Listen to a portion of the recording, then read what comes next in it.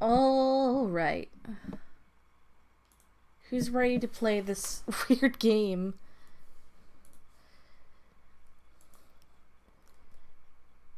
How, okay. I completely forgot this was coming out today.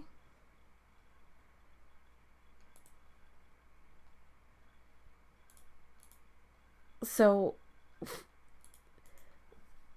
when it.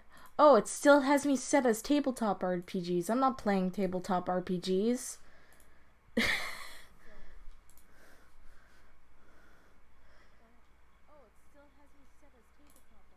I'm also listening to myself now. I did not mean for that to happen. I meant to just grab the link because I never ever had the link on me. Alright, let me see if I can set this back. Because I'm playing Colonel Sanders' dating game.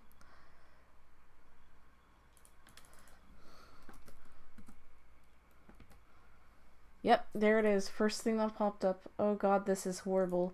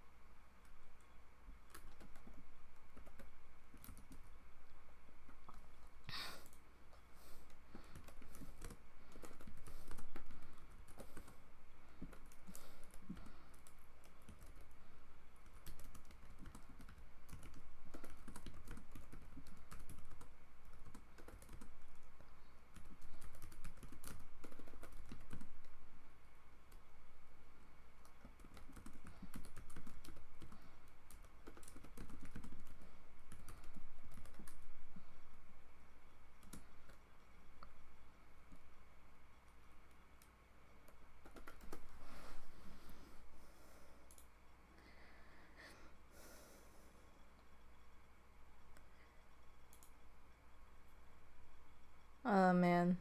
This is just a weird game.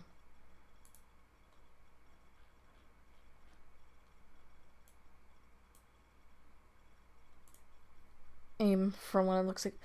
Okay, I already opened this once just so I'm like, okay, I need to put this in windowed mode. Uh yeah, it's not that simple at all. Uh Literally when I put it in window mode, I can't decrease the size of the window. So this is going to make it difficult for me to play a little bit. Now, the main goal is or main question is, will I want to play, or not play, eat KFC after this? That is the question.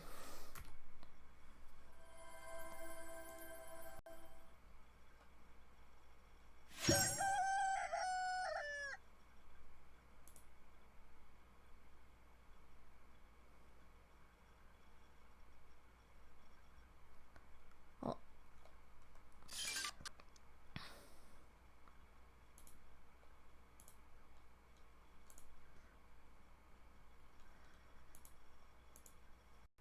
I seem to be liking it. Alright, there we go.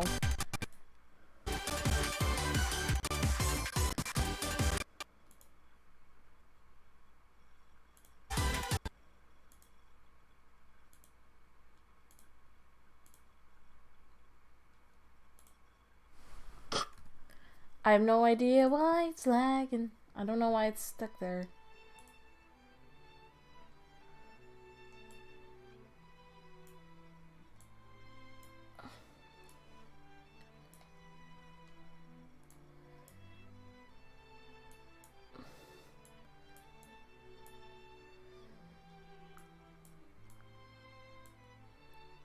Alright. Looks like it fit it in now. Oh boy, this is gonna be a fun game. But will it be sensual?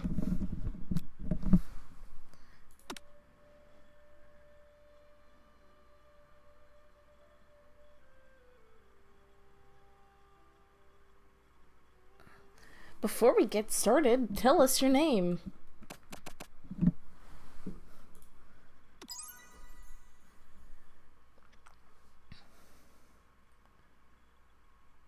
Chicken and biscuits.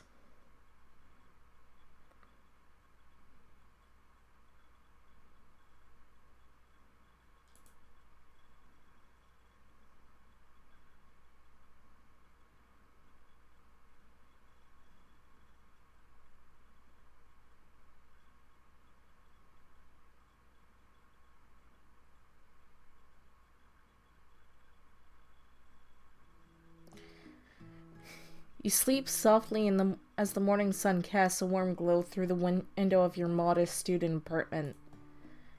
The world is peaceful and serene. You could stay in the moment forever. Or you could wake up now. Your first day of culinary school is no time to sleep in. I'm gonna just throw the clock at the window. You slipped through the school year and gave up on the once-in-a-lifetime opportunity to meet Colonel Sanders. Game over already. I give up. Well, that was the game.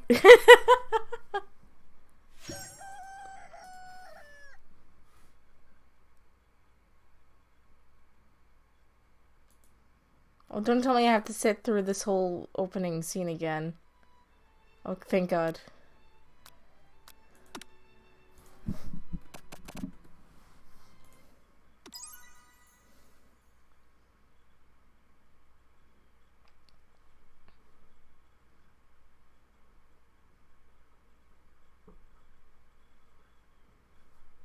Don't tell me you're not responding.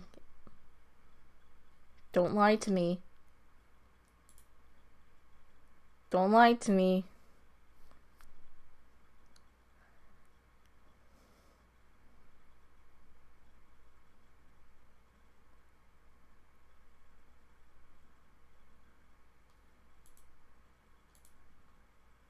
Did it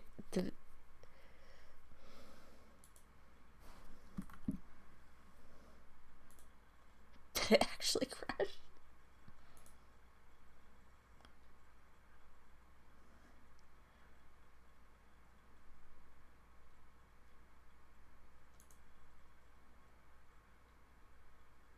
Did it? You gonna respond, game? There it is. Alright.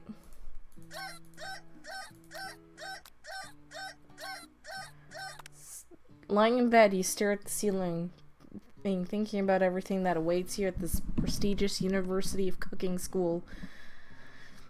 Academy for Learning. Your mind begins to wander. Who will be there? What will you cook? What should you wear? Time begins to fly by and your imagination is getting away from you. You allow yourself to daydream of it, think about the future. You'll need to take this seriously. Just daydream. It's here, finally, your first day of culinary school. So many dishes to prepare, so many students to meet. Your mind is swimming with possibilities. When you realize you're running late, you grab a biscuit and burst out the door in a hurry. Mmm, delicious. Just what you needed to wake up those taste buds. Yikes, you're in such a hurry, in fact, that you forgot to put on any deodorant before running out the door. You're sweating buckets as you rush to arrive on time. Uh-oh. Standing in the quad, you gaze upon the magnificent University of Cooking School Academy for Learning. What? Oh, that's the menu? Okay. Here comes your lifelong best friend and forever, Miriam. She's the most adorably awkward person you've ever met, and you absolutely love her for it.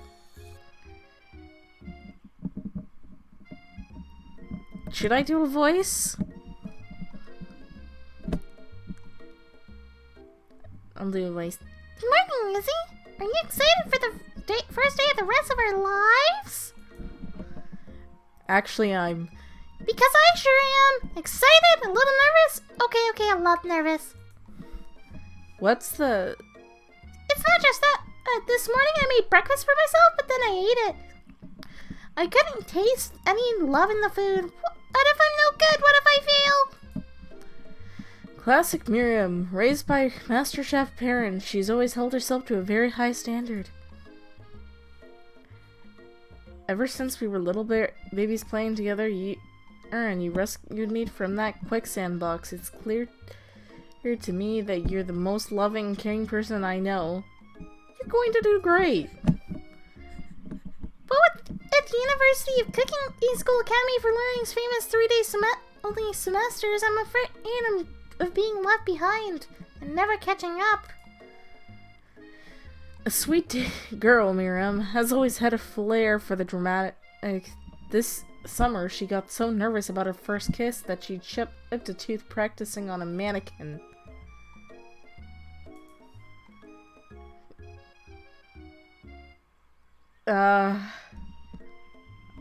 I'm not one for pep talks. It's hard to see Miriam like this, and frankly quite exhausting. Rather than dwell on her anxiety, you change the subject to something more interesting.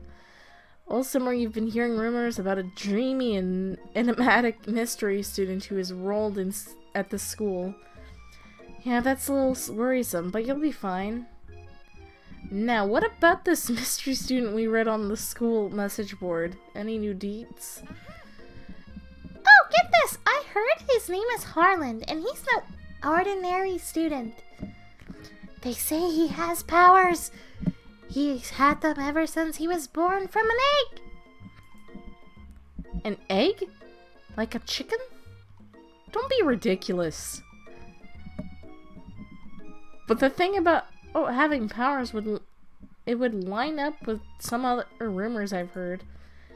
Like I heard he once fought a bear with just his smile. That's not fighting though, that's just smiling at a bear. You both sigh, thinking about a student so handsome that the laws of physics don't dare apply to him. Dreamy. Before you can get another word out, you're rudely interrupted when someone smacks your books and custom-engraved measuring spoons out of your hand and onto the ground. Hey! It's Ashley, your arch rival. She's totally evil. She's a bitch, but you can't help but be filled with jealousy. She can get anything she wants and she knows it. Hello! Oh wait, that's me. Hello, Ashley. I didn't see you there, chicken shins. You leave Ishi's shins alone. They're perfectly normal shins. You can't stand Ashley. Even her name is annoying. You know for a fact that it's actually Ashley, but she had to add extra letters to make herself feel better than anyone because she's a bitch. If anyone here knows what perfect shins looks like, it's us. We're not going to let you or your really weird insults get to us.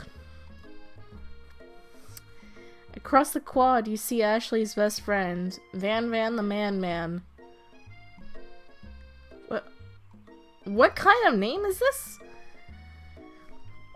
He stopped to look at his own reflection in the mirror. His pants are so tight, and you can see him casually working out his glutes while he styles his hair. No lie, they're rockin' glutes. Ahem. Van.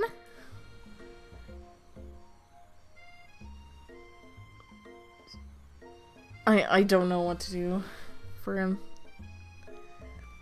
You ring.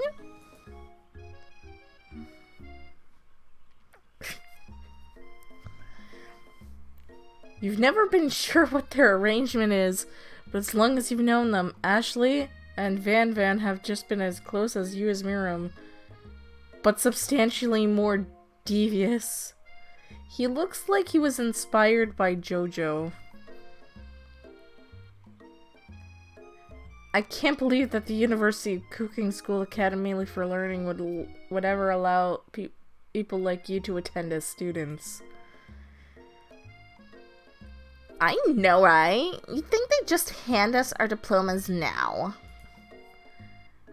Or maybe you hire us on as professors. You amateurs look like you could learn a lot from us. With the first day of school about to start, there's just not time to properly tell these two off, so you resist the urge. Let's go, Miriam. Psh. See you later, losers. As you approach the door, you see a goofy-looking kid pushing hard against the window directly next to it.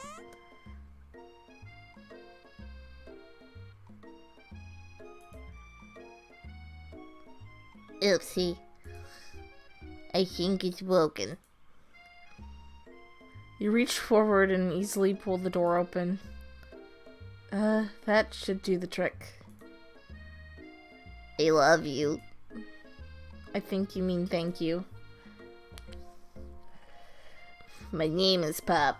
I was named after my Pop. He's old. Could someone like this also be a student at the school?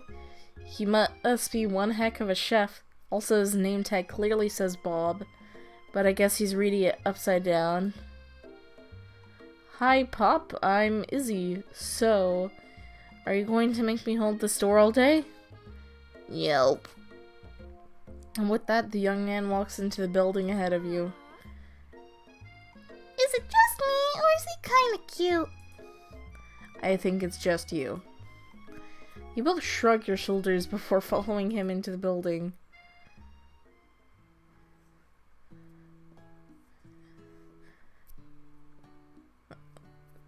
I'm just trying to look at this room. You stand at the edge of the room, unsure where to sit. Other students wander in and keep themselves busy chit-chatting. A scruffy-looking pooch takes his place at the podium at the front of class. Adorable.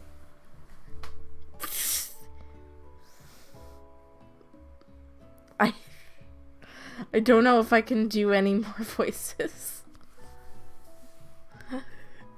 We've already extended the voices to all my cast. Shit. Woof, woof. Woof, woof, woof.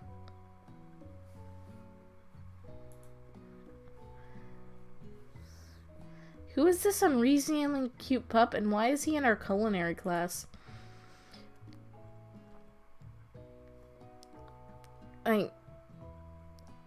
I have several questions.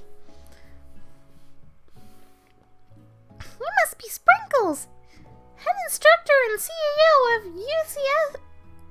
UCSAL. Please call me Professor Dog. I may be cute and little fluffy, but I still demand respect. Woof. That is adorable.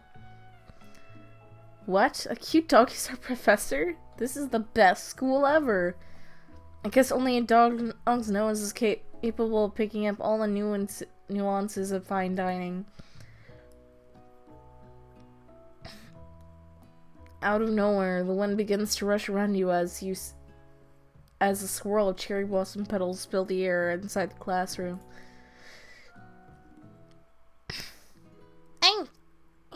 I don't remember what I did for his voice. Shit. I'm chilly. Someone close the window. And then he walks in. You're immediately swept up in the aura of this new student and his remarkable goatee. Who knew anyone could be so handsome? Time stands still.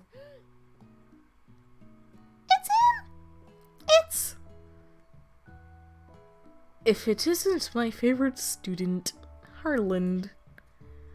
Colonel Sanders interrupts Sprinkles, sorry Professor Dog, before he can finish his sentence.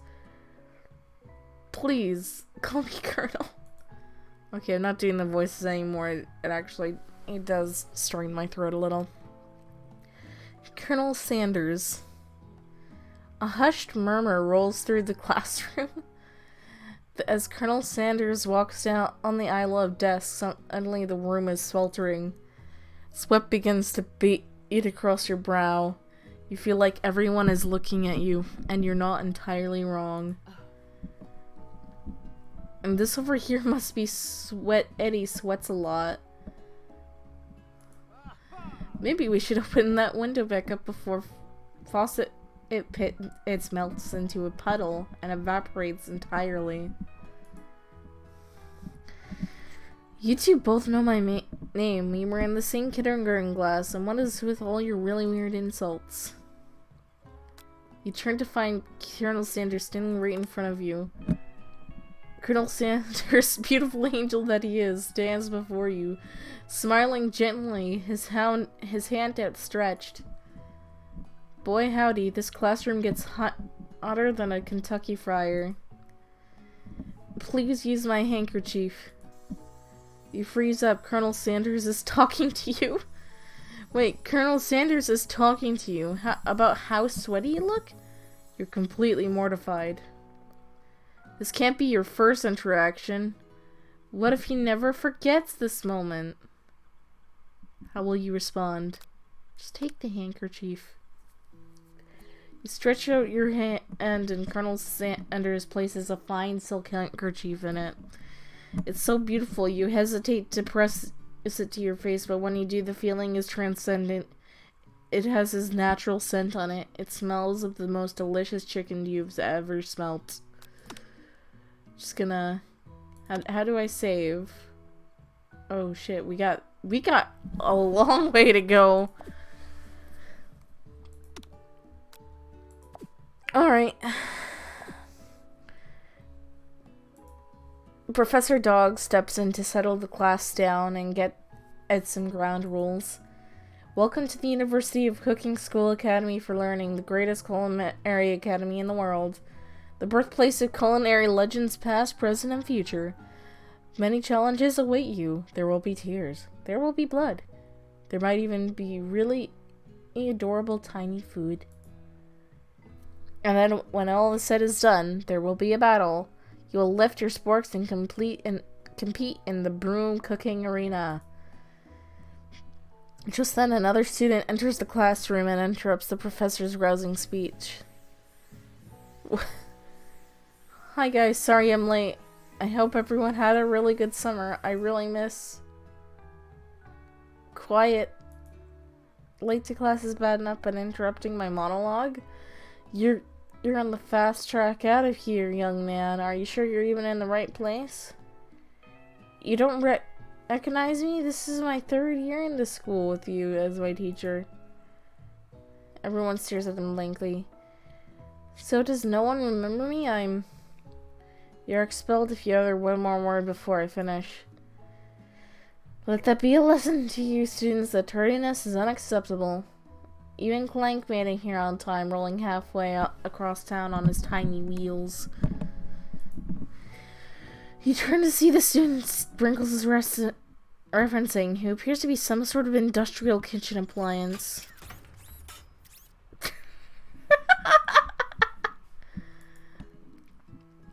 The class bursts into laughter. Oh, Clank, you rascal. That looks adorable. Sprinkles walks in the classroom, and as everyone stands in silent obedience when he gets to you, he lifts his nose into the air and takes a deep sniff. Your diet is lacking. Based on what I'm picking up here, you definitely need a multivitamin. You should be taking better care of yourself. You've never had a talking dog as a teacher before, but Sprinkles' reputation for being smart but tough is well known. You decide to try and butter him up, giving a treat from your pocket, but what kind?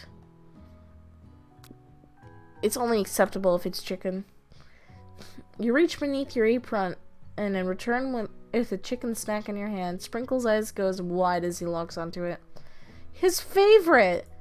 Of course it's his favorite. It's chicken. Well, well, well. I think there might be some competition for new star student. Oh my. The furry professor immediately devours the snack, leaving her hands slick with a coating of warm doggy drool. You see the other students eyeing you jealously, but pay no mind to them. If they wanted to succeed in life, they should have learned the importance of carrying a range dog treat flavors on them at all times. Settle down, young chefs. Take your seats and prepare to have your minds open to the amazing possibilities of culinary creation. As everyone rushes to their favorite seats, you're left standing at the front of the room, and only 2 options remain. It seems that no one has claimed the seat next to me if you're interested. Damn. We got a hard decision. Colonel or best friend?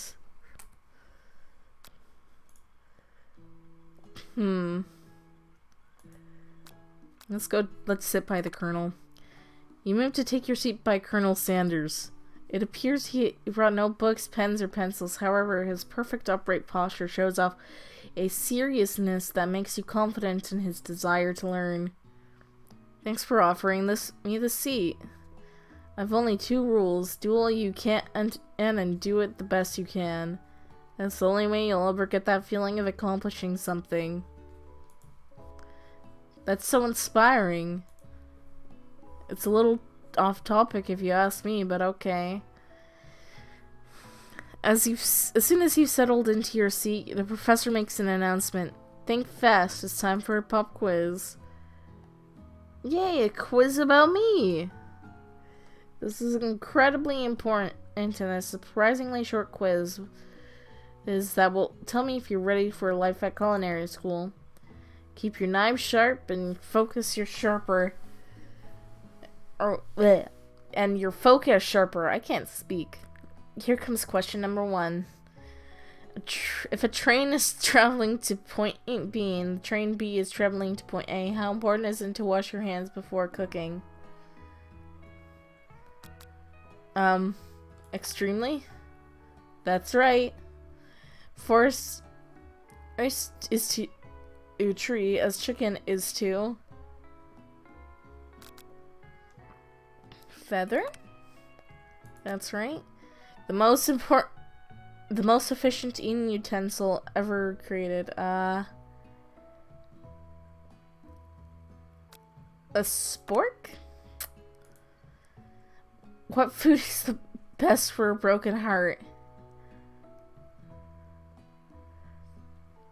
Anything as long as it's prepared with love and not too much salt. Is Sprinkles a good boy? He's the best boy. Yeah. Well, be honest. Did you cheat? No. Those are all lucky guesses. You look up to see that Colonel Sanders has been watching you tally your score. He's impressed. I know we just met, but I have to confess. I think you have a beautiful brain. Hot diggity, Izzy. You just scored some major Colonel Sanders points with that performance. May I have your attention, students? I have an important announcement to make. It is time for lunch. Well, the cafeteria is as nice as any restaurant you've ever eaten at. It makes sense that a school dedicated to cooking would also be serious about eating. A delicious fragrance wafts through the room and tickles the end of your nose. Your mouth waters. Do you smell that? It must be your lunch. It smells crazy good. Everyone, can I have your attention? Is it about lunch? No, I just wanted to apologize for my tardiness. You see, Howdy, folks. I'd like to make an announcement. Hey, it's about lunch. Everyone cheers. But this poor guy.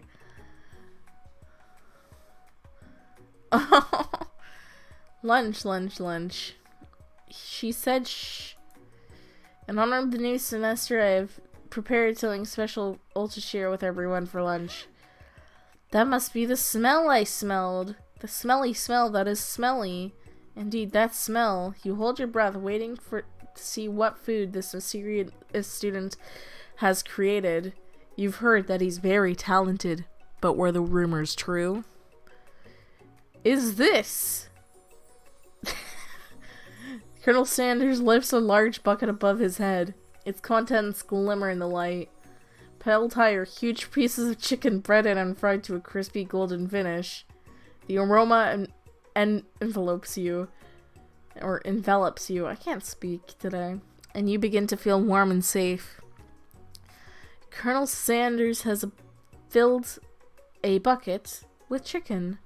What a novel concept. Your stomach begins to grumble as if to say, stop thinking and start eating. For years I have been developing a secret recipe for the perfect fried chicken. By my calculation, nothing less than 11 herbs and spices are required to achieve the perfect balance of flavors.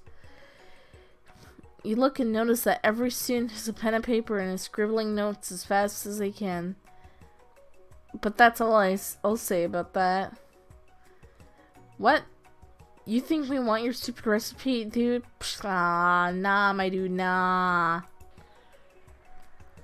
I'm just, drafting a last will and testament in case one of those ingredients is, poison. Got him. He looks around nervously to see if anyone else is laughing at his sick burn. You wait and see what singer Ashley has prepared to follow up, but she suddenly takes a different approach. Yeah, I was just writing in my diary. Dear diary, today I smelled something beautiful. I knew at that moment only the hands of a true gentleman could fry chicken so tender. You see her body language change from bitter and evil to sweet and innocent as she slides closer to Colonel Sanders. She realizes that he is destined for greatness and fame with cooking skills like this, and she wants him all to herself. Oh, please. Well, Van the man, if you don't want any, I'll take his. Whoa, hold on, I guess I'll try it. He takes one bite and his eyes grow wide. He starts contorting his face as he tries to hold in his pure exhilaration and act unimpressed. Easy now, there is enough for everyone. Please, my fellow classmates, dig in. You take one of the pieces of fried chicken out of this bucket and sink your teeth into it. It's amazing! Tasting Colonel Sanders' food transports you to another dimension. Alone with your taste buds, gripping a drumstick in your hand, you float weightlessly. Savor the moment and alright. The flavors in your mouth are beautiful, pure, heavenly. What a guy! Alone with the flavors, you feel something that can only be described as love. For a man, for a flavor, are they the same? After tasting his food, you try to get some one-on-one time with Colonel Sanders. You approach Colonel Sanders. Colonel Sanders smiles ever so softly as you approach. He stops what he's doing and allows you to break the silence. Colonel, I wondered if I could talk to you for a second. Anything for a fellow chef. What exactly was on that chicken? Ah ha ha! How bold of you to come out and ask. It's an idea I had for a combination of new flavors that will make me my fortune and establish my legacy for all time as I open a chain of highly successful fried chicken restaurants. No big deal.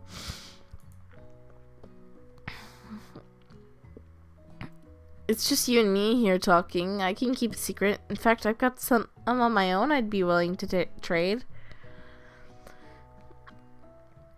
What's the rush? The semester is only getting started, and we got 2 more whole days to get to know each other.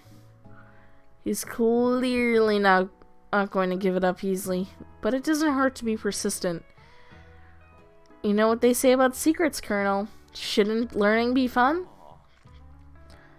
You got moxie, I'll give you that. Colonel Sanders looks both ways to make sure you're truly alone, then leans in, and you can feel his warm breath as he whispers.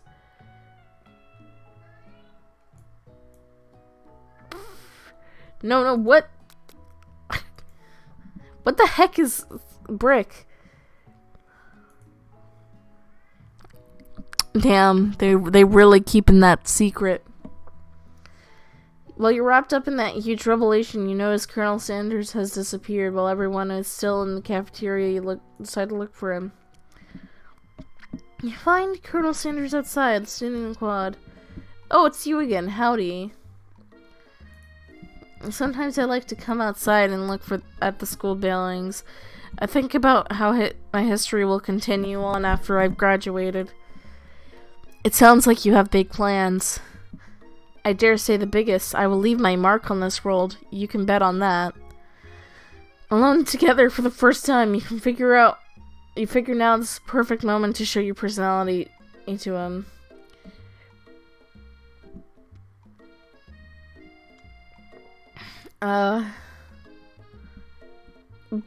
Be modest but thoughtful. Well, I wanted to tell you that I really enjoyed your food. Now you've got his attention. The flavors were complex but comforting. The interplay between salty, savory, and peppery was perfect. I appreciate the compliment, Izzy. I'm sure you'll be a big success. I know we've only met today, but I'm starting to get the same feeling about you. We should head back inside. The next lesson starts soon. You step into the massive cooking arena where the afternoon lesson will take place. Each student gets an oven and all the tools and ingredients they could need. Look at this place. It's magnificent. Finally, we get to show our stuff. Wait a second. Oh no, we have to show our stuff. What if I totally blow it?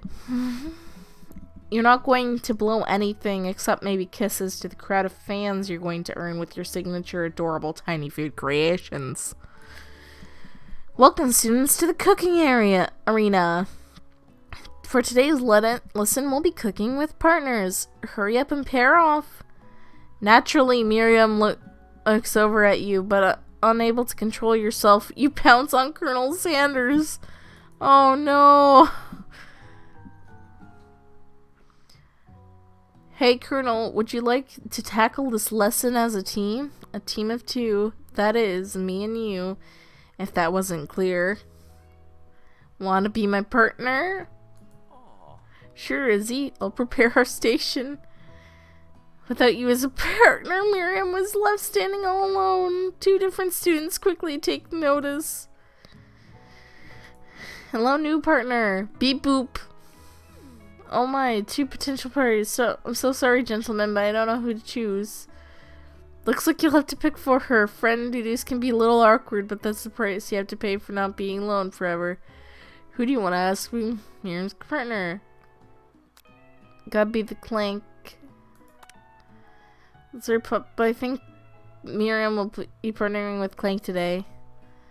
It's okay, I already ate. Not entirely clear if Pomp has any idea what the point of this school even is at this juncture. Clank is clearly excited to have some attention. He heats up and begins to roll back and forth. Hold on there, fella. We don't even know the assignment yet. Technically, Clank might not have a face, but there's something charming and earnest about him. Bzzz. Tissue? I hardly know you. Ha ha ha. Clank judders and a pendle shakes loose. You get the impression this is a sign of affection. Looks like you two will be fine. Now it's time to focus on your own cooking. Classwork. Alright, you two. For today's lesson, we're going to keep it system. Pick a basic dish and divide up the steps. No chef is an island. It takes 2 flints to make a fire. You get the idea. Which dish should you suggest to your partner, Colonel Sanders? Steak tartare seems easy enough. It's fancy and you don't even need to cook it. Using octopus will blow Colonel Sanders' mind. Your grandmother's mashed potatoes and gravy. We already know what it's gonna be. I've always been in something of a down-home chef. I'm thinking we could make something warm, inviting, comforting. Maybe mashed potatoes and gravy? I couldn't imagine one without the other. Colonel Sanders casts a coy look at you, calls in your whole face to go beet red. Embarrassed, you quickly turn around away. I'll go get the potatoes. No, please, let me. Picking perfect produce is a passion of mine. Looks like things are getting pretty fresh around here. Does someone have a crush on Colonel Sanders? We're just cooking partners. Mind your own business, you bitch. Sanders' heart is my business. And you better keep your fingers off my man. He's Colonel Sanders, not your man. Did someone call me? No, geez, Van Van. While I'm over here crushing Izzy's dreams, you're supposed to be taking care of our classwork. That was the deal, remember? Colonel Sanders returns arms full of peeled potatoes. He tosses them into boiling water and turns his attention to you and your old friends. Oh, hi there, Ashley. Van Van. Are we working in a quartet instead of a duet now? Actually, no. It looked like Izzy was struggling, so we offered to give them a hand. You know how it is. These young amateur chefs need a lot of mentoring. I was going to say, Colonel Sanders, maybe I could teach you a thing or two about fancy food. Maybe one day you might be able to get up to my level. Ha! Doubt it. Don't be rude, Van Van. Personally, I have no doubts whatsoever about Colonel Sanders' ability to concoct creations worthy of admiration. After all, your fried chicken was quite spectacular. But Colonel, if you ask me, I might be a better partner for you than this thing that has positioned yourself at your station. Don't you feel deep down that we cast complementary shadows? We fit perfect together, like a thigh and a drumstick. It just makes sense. Nothing about this makes any sense, but one thing is clear, she's coming for Colonel, if you don't watch out. Ashley is going at you really hard. You need to ask for some backup here before things get ugly.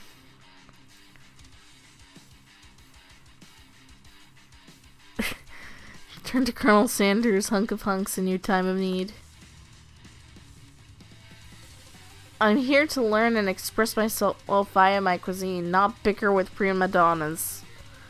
Partners were chosen at the beginning of class, so let's all respect the format, okay? I chose Colonel Sanders and Colonel Sanders chose me, isn't that right? A businessman respects all of their fair agreements from contracts to handshakes. I took Izzy on as my partner for this activity and I stand by it. Based on your team's behavior, I'd say they're perfect for each other. Neither of you has Izzy's natural talent or their loyalty.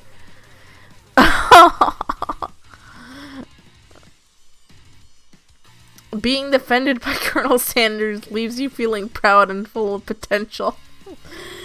You look for Sprinkles and hope that he might step in, but he's nowhere to be found. Darn those cute corgis and their short but sturdy stature. You look down at your station and realize that in the tension of the moment, your hands have been cooking on autopilot. Distracted by the drama, you've already crushed and boiled the potatoes into a creamy mashed texture with plenty of butter and cream for flavor. It's as if your natural passion guided you through the steps you know so well, while your attention was elsewhere. I know just what to do.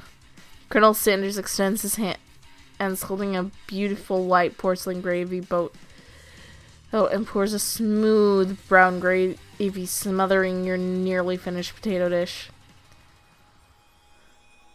Gravy flows down the mound of mashed potatoes.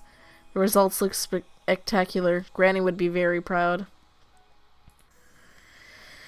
Colonel Sanders holds out a spork to you. You reach out and grab it, but he doesn't immediately let go. The two of you stand holding the same spork, and for that small moment, all the madness and pressure in this crazy world stops.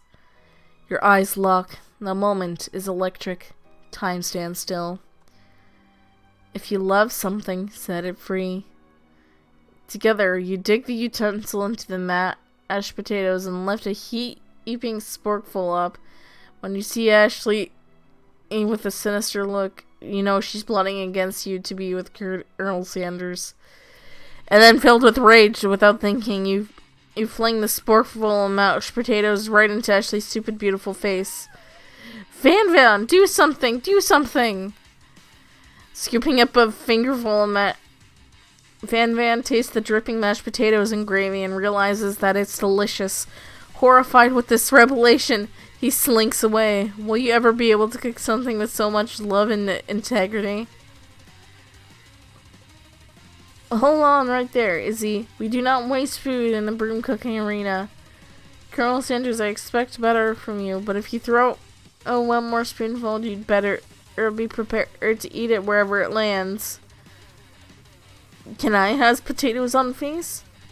Van rushes back over a covered dish in his hand. Mashed potatoes with gravy? Pathetic. In just a few minutes, I prepared a full meal. Gaze upon my specialty, braised tentacle of octopus, and my silky saltwater sauce, plated on a battle axe blade forged by supreme chef ancestors.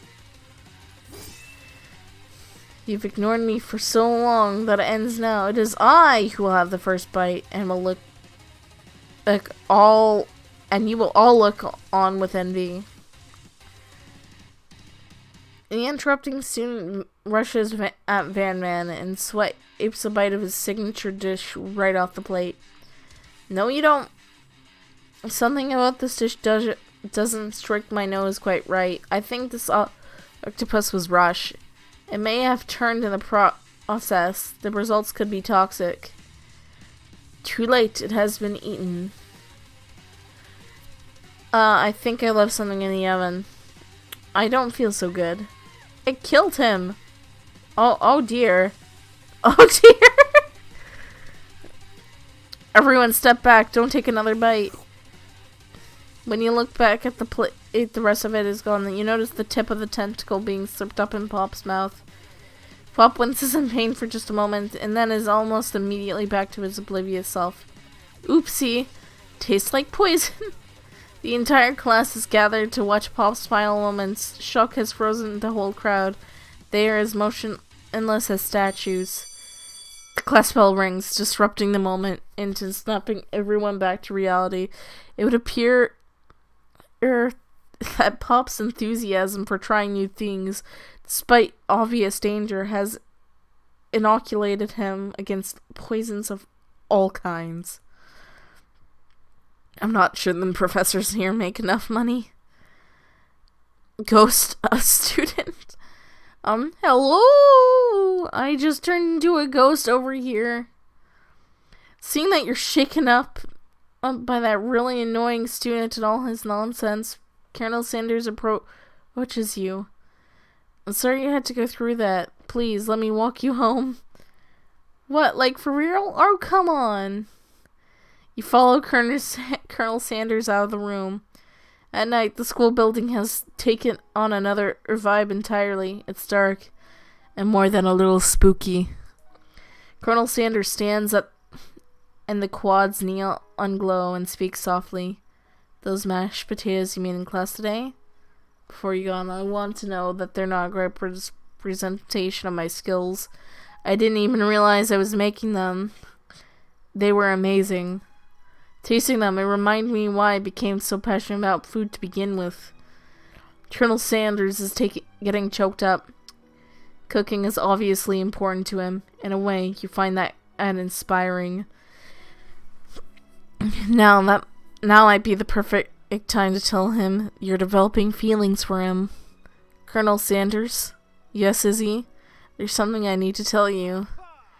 Hold it right there! There's something I need to tell you first. Oh, jeez. You see, when I was just a boy, I had a dream that one day I would be the greatest chef the world has ever seen. And every day since, I've been working toward that dream day and night, never stopping, never resting. Also lifting a lot of weights, like so many weights. We should follow our dreams with all of our hearts, that our souls may grant them like wishes floating on a shooting star. Hey, no, you. Shut up! I'm the only one here to say inspirational stuff and be the star of the story. Are we forgetting that your cooking literally killed a guy? You can't prove that. I also saw you kill that guy. What was his name? Somewhere in the distance, hearing a long sad sigh. Forget him, we're talking about me. Me. I am the hero. The spork monster is here to fight a hero. What? I think we left the fridge door open. Later, nerds. How dare you threaten me as I was just letting down my guard and connecting with another chef on an emotional level. Be afraid. Be very afraid of me. Because I'm a monster, see? He's rhyming on purpose. Or is that just a coincidence? But before you can discuss syntax any further, it's a turn-based fight sequence. What will you do? Attack. You decide to go on the attack. Which attack will you use? Cook with love. Cook with love does 1 damage. It just got real. The attack really upset Spork Monster. Spork Monster goes on the attack. They spit hot gravy at you. You take 1 damage. I'ma defend. Which defense will you use? I've never seen that word ever. You continue to stay back and endure whatever comes your way. Seems like a pretty weird strategy, but okay, sure, you do you. Spork Monster uses their mashed mind and draws energy from Mother Earth itself. They grow larger and more intimidating. How will you respond? Oh my god, is this weird?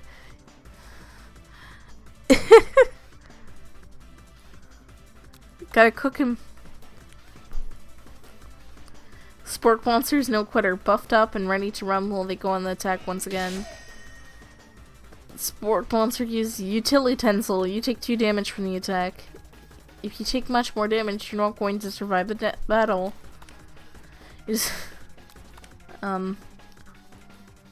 Spork Monster's oozing cheese sauce into the lawn on the quad. I wonder who's gonna clean that up. Feeling vulnerable, Spork Monster prepares its ultimate attack, Rounded Edge. Vile villain, your reign of terror stops here. Colonel Sanders summons the energy of 1,000 chickens. Pot Pie Power Pinch! Pot Pie Power Pinch does 10 damage. Spork Monster is defeated. You saved me. An injured Spork Monster spews up steam into the night.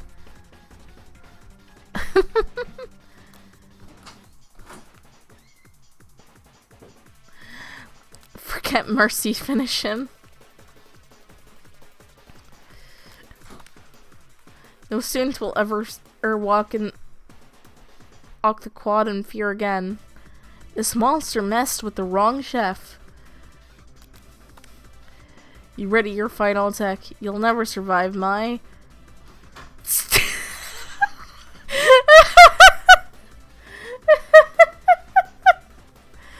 Student... Destruction! It does 10 damage! Spork Monster is completely vaporized. Colonel Sanders looks on in awe. You continue to surprise me. The defeated monster left behind a special item. It appears to be a cookbook, but on closer inspection it's so much more. It's a book of magic spells with a golden chicken on the cover. You open the cover and find a library card tucked inside. The last name to have signed it out is Borko. Borko, that name sounds strangely familiar. Your blood is pumping as you stand in the quiet night holding the mysterious book in your hands. As you come down from your battle buzz, you realize that your final attack has left you completely depleted. The world around you begins to fade away. Without any energy to keep your eyes open, darkness overtakes you. The image of Colonel Sanders flashes before your eyes as you fall asleep. You must have helped you get home in your tired state. You don't know if you could have made it without him. What a guy.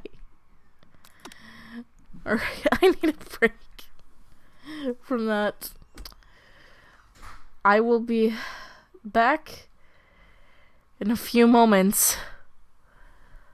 That was just too beautiful of a scene.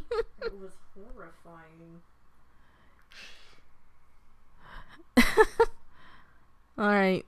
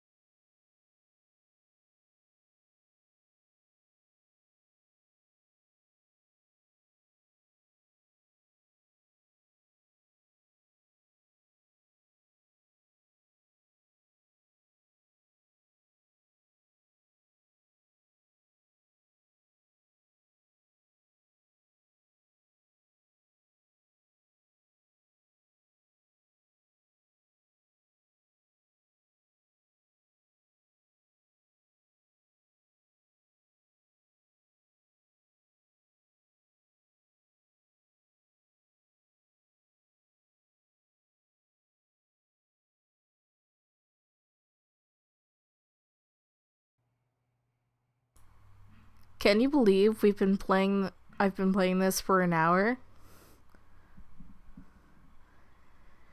We've been on for 1 hour and 3 minutes.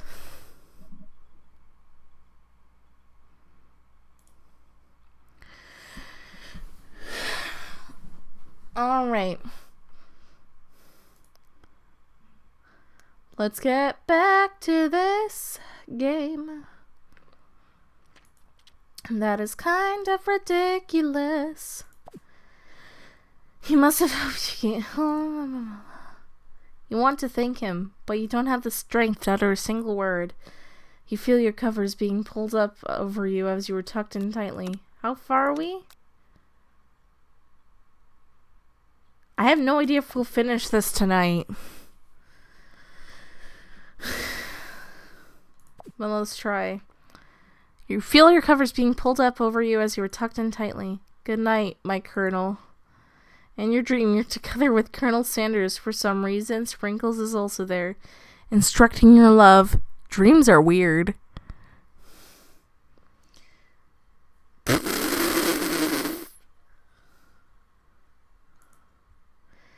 You awake on day 2 and attempt to process the wild visions you had.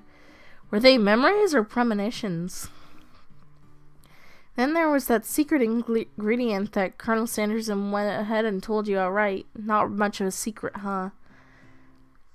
It's probably just because he already trusts you so much. That makes sense. We'll go with that. You meet up with your bestie in front of the school. Before you can tell her about the encounter with the Spork Monster, she launches into a story of her own. Okay, I know this might sound a little strange, but I think I might be, I think I might like Clank. Like him? Like? I know it sounds like it's moving too fast, but there's something about him I like. Him. I like him. We got to talking after class. He's actually a totally sweet guy. Not only that, but he's really smart. He told me all kinds of stories about Colonel Sanders. Did you know that Colonel Sanders was the most popular kid in high school? No, but that does make complete sense. He was so popular, he was voted prom king at a school he didn't even go to, and was also the convertible that he himself rode at the front of the homecoming parade. I'm thinking maybe something got lost in the pressure cooker language and translation there. Either way, it'd be best as if you took it slow with this new boy, like I am with Sanders. You and Colonel Sanders, the coolest guy in school, the most famous student to ever attend University of Cooking School Academy for Learning. You're a thing now? We definitely connected yesterday. You sure did. You're great. Why wouldn't he be into you, I guess? Laughing at the implication that you and Colonel Sanders might be a thing is definitely not cool. You are great. You have an idea about how to prove that your love is real. Well, if he's not into me, why did he tell me one of his secret ingredients? Your bestie's eyes light up. A secret ingredient? Yes, I just said that. A secret ingredient. Is there a dramatic echo in there? Miriam checks to make sure you're alone before continuing. So this summer, while I was on vacation with my family, a lovely man approached me in the botanical garden where I was wandering. This can't be good. He told me about his passion for spices, secret spices. And the man even gave me some to show what he meant. And he said it was a powder created from a super duper rare dried flower petals. And that if I did him a big favor, I could have some of my own. Please, Miriam, don't tell me. So I filled my suitcase with them and brought them home. He was so nice. He even made me at the gate when I arrived. Later, when I cooked with them, a very strange feeling came over. The flavor was like anything I'd ever tasted. You're being very liberal with the meaning of spices here. Yeah, I'm pretty sure she's talking about weed. Whatever. Anyhow, we both share interest in cooking, so we stayed in touch, you know, like pen pals. I bet he would love to know more about new spices. I'm definitely not supposed to share Colonel Sanders' secret recipe, and besides, I only know one ingredient, so I doubt it would be much use to anyone. Cough, fibber, cough. Please, please, please. It wouldn't mean the world to me. No one has to know it came from you or Colonel Sanders. Make up a fake ingredient. You quickly think of a fake ingredient name. I don't know, how about... It was Eye of Newts. I know it sounds like some sort of witch's potion, but what can you do? Eye of Newt? Wow. Her eyes light up, imagining such a thing, and you figure that you would have satisfied her curiosity until she would move on. However, she immediately turns and does around the same thumb taping on her phone that you can't quite see. It's probably not good. Before you can ask her to confirm that she was definitely not texting it's other people, you're interrupted. A wind rushes in. Cherry blossom petals fill the air. It's Colonel Sanders, and he's arriving at school on a horse, apparently. Stand back and admire his majestic glory. Colonel Sanders' horse is truly a thing of beauty. Without ever acknowledging that he's being watched, he does a short horse dance before dismounting with a flourish. He then slaps the beautiful creature gently on its rear, sending it running free into the countryside. You were so struck by the sight of him that you lose the ability to speak coherently. Oh, I didn't realize anyone was watching. Don't worry, he knows his way home. You attempt to compliment Colonel Sanders, but the words don't come out exactly right. What a horseful beaut you have. I mean, a horseful beaut you have. Dang it, that's just what I said. Being a good friend, Miriam attempts to cover for you. Oh, as he just gets really nervous around people they like. What? This is not helping. I mean, they got frozen and they were up all night. It was gruesome. You should have seen it. She gives you a wink and can smile as if to say situation handled. You can't blame a girl for trying.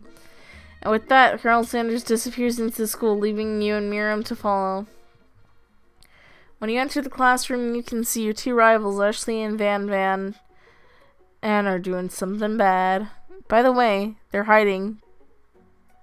You know what? It must be really bad.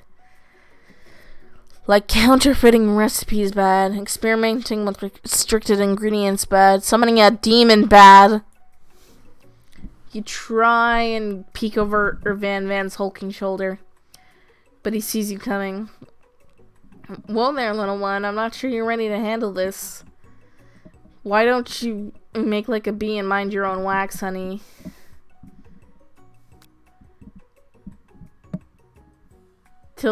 Act like you're not interested in... Oh, I did not see that. However, he notices you eavesdropping and you try to cover chat with your excuse. It's time for class and you're distracting the rest of us who want to learn. Now you've upset them. Oh, and you're the emperor of cooking, are you? You make the rules? I'm not sure if... Or you'd know a good meal if it ate you. Being the best chef in the world makes it takes more than just culinary skills. It takes creativity. It takes panache. And it doesn't hurt to use a little evil. You finally get a look at what they were hiding and you instantly recognize it. It's a book, just like the one and you found after your encounter with the spork monster. Oh dear. That's the same book I found last night in the quad. Ashley immediately elbows Van, who hides the book in his back. I don't know what you're talking about. That book is a family heirloom, and its contents are secrets. Like the 11 herbs and spices? You notice that they haven't just been studying the book. They've got Pop pinned to the wall. Oh, and they're tossing potato skins at him as he tries to catch them in his mouth. We're playing! Hee hee hee. Before you can dig in any further, you're interrupted by the arrival of some more students. It's almost time for class. Beep beep. Clank must be running late. He's in such a hurry that he rolls right over Van Van's meaty foot. Hey, watch it, you bucket of bolts. You watch how you talk to him. He didn't do anything. Bzz, womp.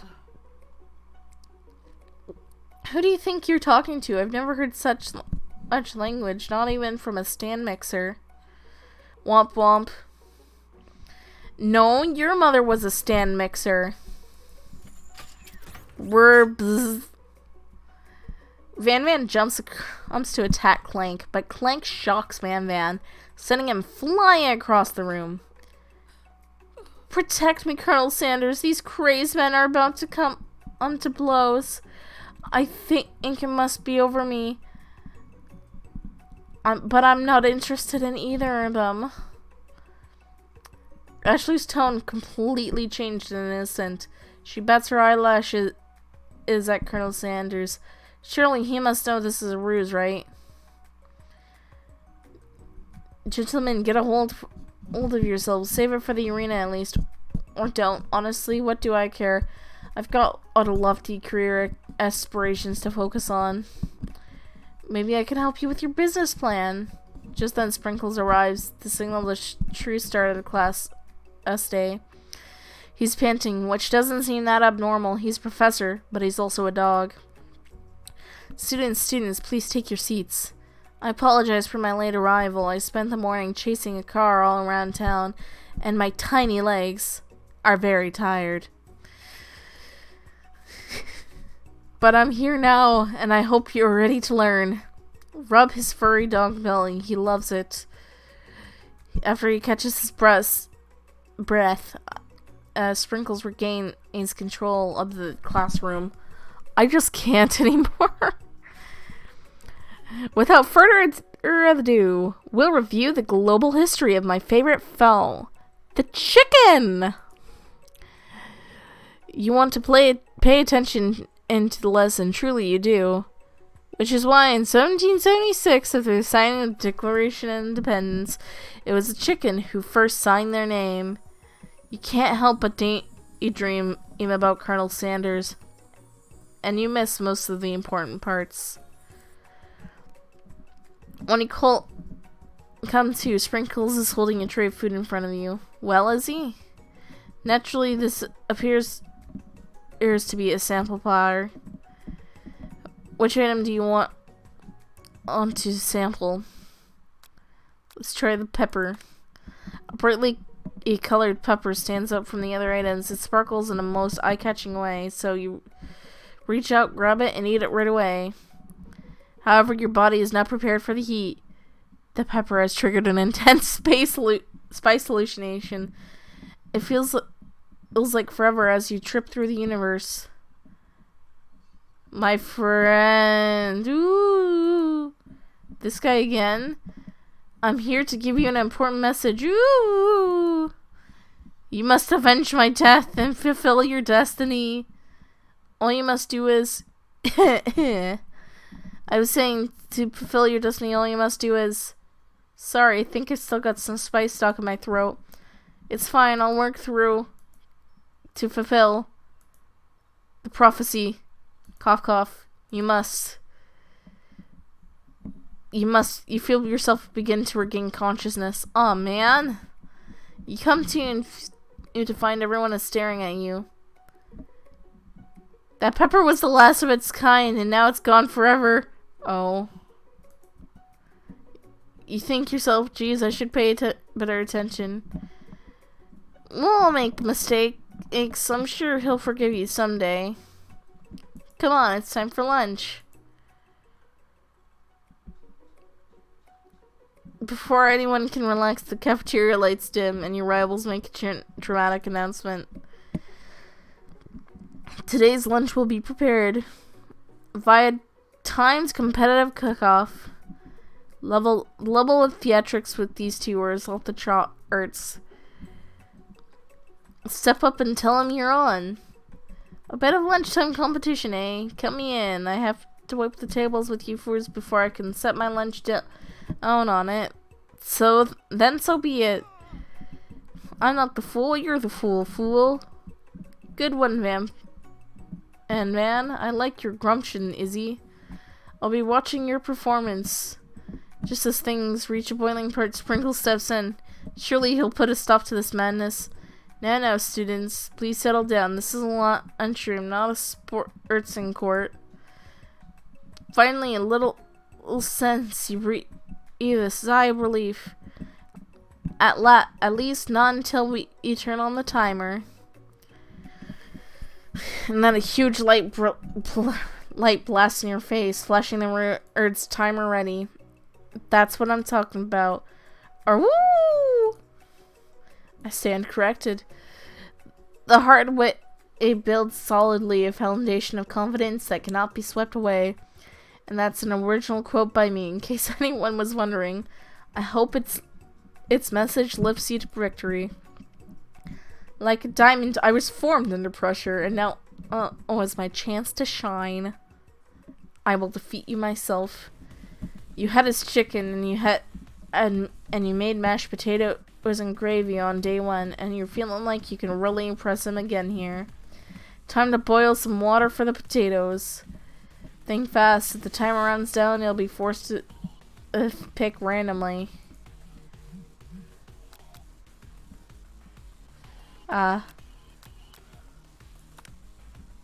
Shit. I clicked Fahrenheit. You're going to need to season the chicken before you cook. Okay, you don't know it's in, but you have an idea. It's 11. That's right, you might not know all of the ingredients yet, but you're at least headed in the right direction. Tail wagging intensifies. Now you've got some basic steps going. It's time to elevate your craft. Trust. That's wrong.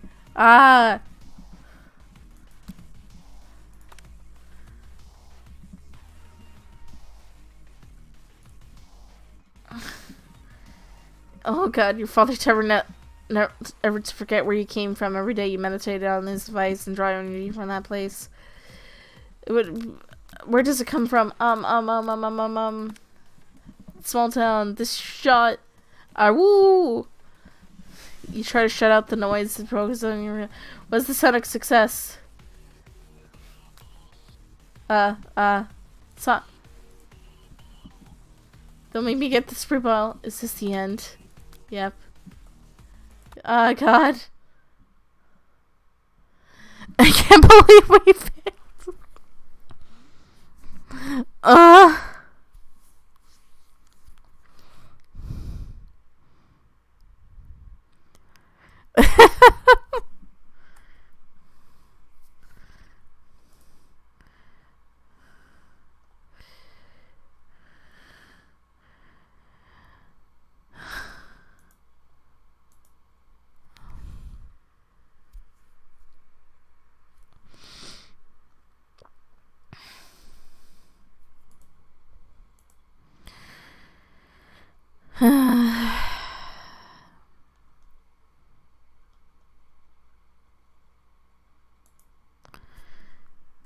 How long is it gonna take for this to load?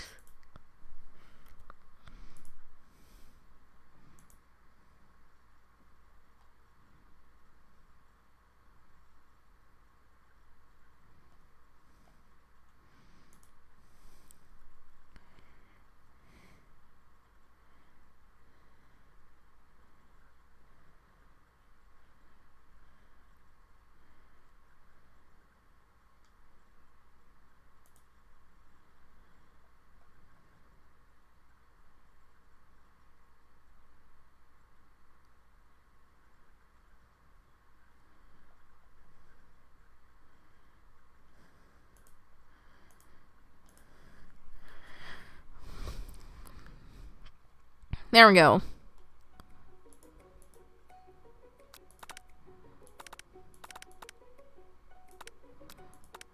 Alright.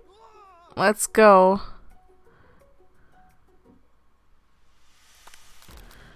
100 Celsius. That's right, but how would you have gotten into the school without knowing that? I don't know. Winner gets to rub my furry belly. Let that enticing offer motivate you. You need to season this chicken before you cook it. You don't know Colonel Sanders' recipe, but yet it's 11. That's right, blah blah blah. Now that you got somebody... Okay, Vigilance? No.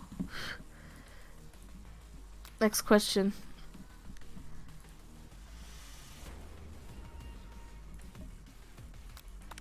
But...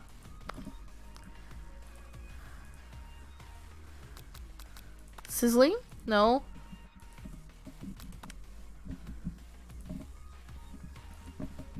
Aww. Which would be awesome. Except he's watching... Knowing he's watching makes you totally forget what you were doing. Now all you can think about is Colonel Sanders. What were you thinking? Get your mind back in the competition. You were stranded on a desert island with only one dessert cookbook. Which do you take? What a hunk. I know, right? You know what? Shouldn't you be focused on the challenge? You're falling behind.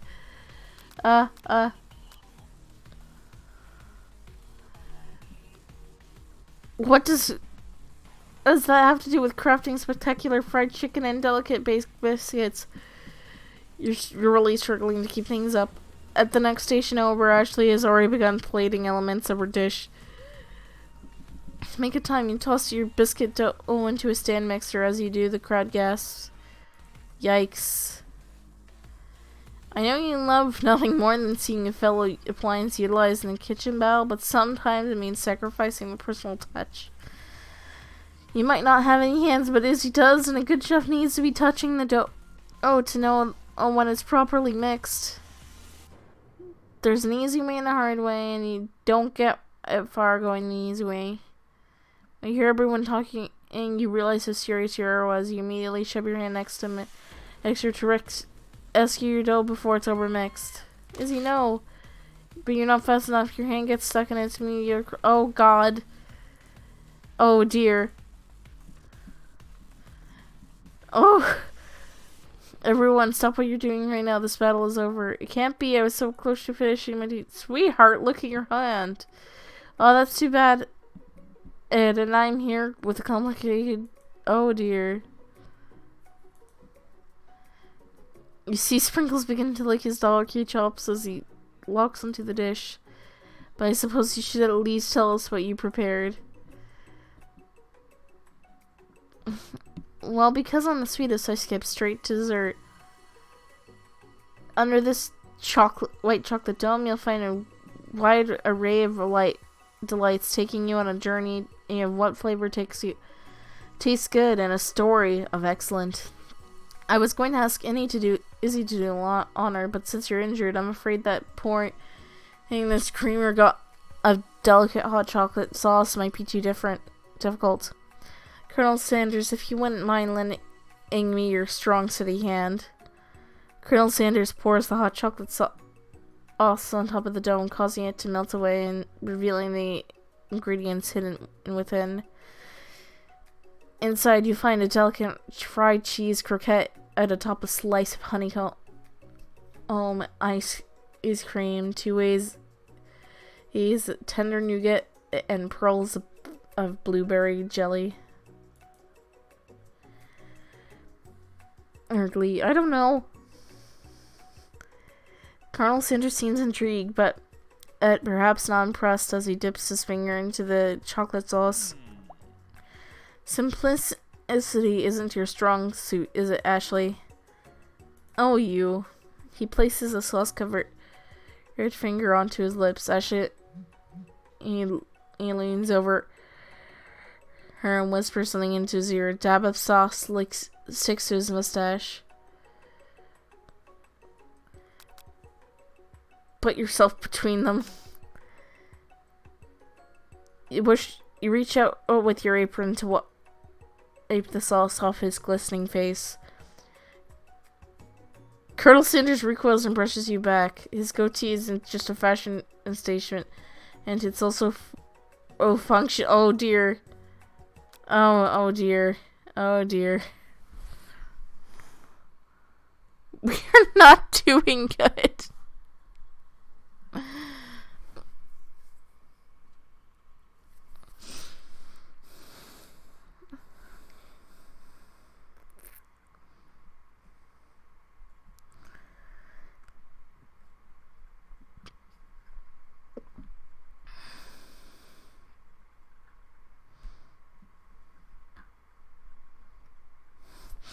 Alright.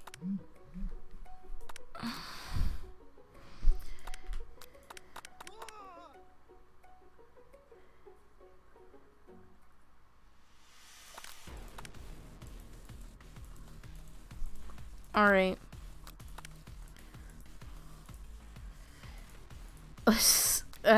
Gratitude.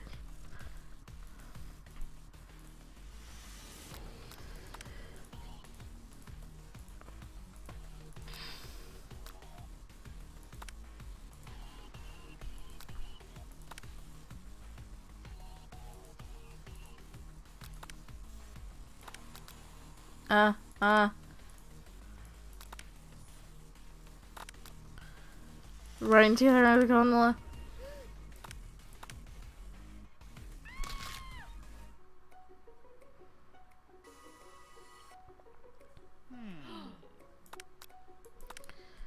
Your rage burns so intensely within your eyes that they burst into flames. The flames cause your eyebrows to catch fire and turn to ash, and they fall off your face, which means people will have a hard time understanding your emotions for the rest of the semester, perhaps forever. Embarrassed and ashamed by your poor performance, not to mention your crispy fried brow, you run for the quad to be alone. The beautiful weather feels like an insult. All inside of you a storm ranges. It's Colonel Sanders. He's probably here to tell you that he and Ashley are in love and decided to get married. And he won't even ask you to cater his wedding because you're a terrible chef and an awful person. You try to hide from him, but he approaches you directly. I know you're hurting right now. Not just from the devastating loss, but from that run-in with the mixer and that small fire. We should get that checked out.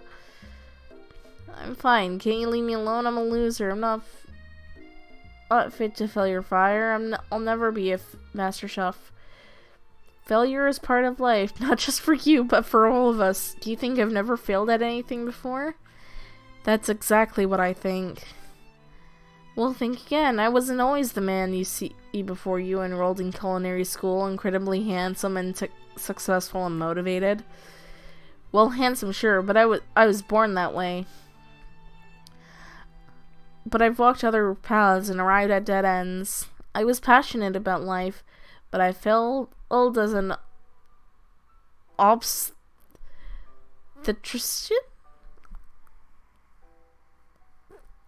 Okay. I was passionate about distance, but I failed as a lawyer. I was passionate about livestock, but I even failed as a mule handler. That one was especially humiliating. Mules can be so cruel. I lost my business partner to a gunfight. I didn't know. People see a delicate ribbon and tie and my well-kept beard and assume that I've got it all together. Which is true now, but it hasn't always been. Sounds like this guy could really use a hug. I resolved then that I was going to amount to something. No amount of hours, labor, or money could deter me from giving the best I had to give. As Colonel Sanders changes focus, you can see something ignite inside of him, a burning passion. One has to remember that every failure can be a stepping stone to something better. My new dream is pure, it's honest, it's something that a humble man in a crisp white suit can be proud of. I will create a new chain of chicken restaurants that will bring joy to the entire world and make up for my past misdeeds. Yay! Just as your moment grows intimate, you're interrupted by a threatening, shadowy presence. Scared from the night before, you prepare the worst. It's the Spork Monster. Gorko, the Spork Monster, are here to fight a hero.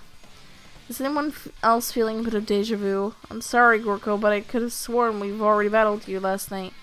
That was Borko, my twin. I, Gorko, am here to avenge them.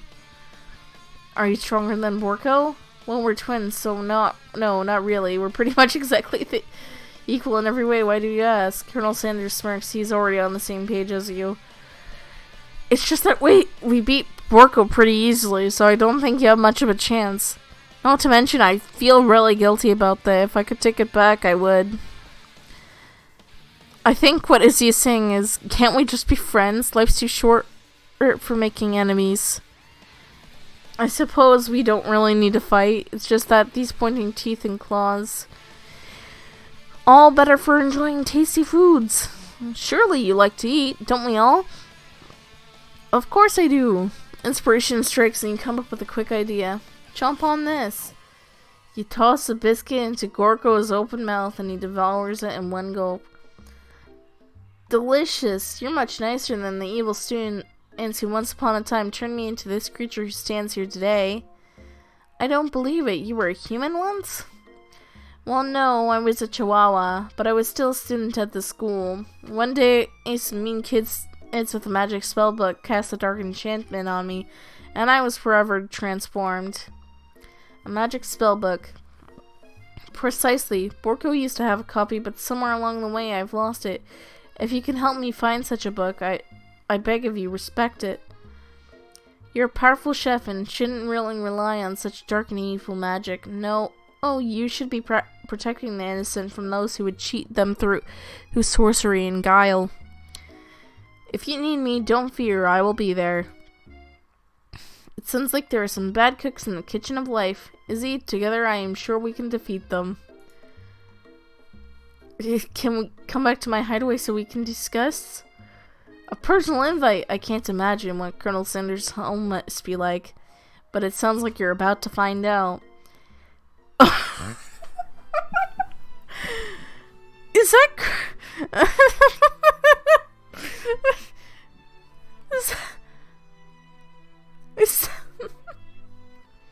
Stepping inside Sanders' home, he was surrounded by his things. So you start to feel a special bond with him. It looks like you live such an exciting life, Colonel Sanders. Every day can be an adventure if you approach it with the right attitude. Long ago, I made the decision to never stop searching, never stop working, never stop imagining.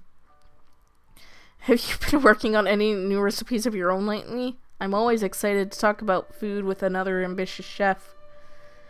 Well, there is something. It's just a side dish that I've been tinkering with, trying to find the right balance of flavors and textures.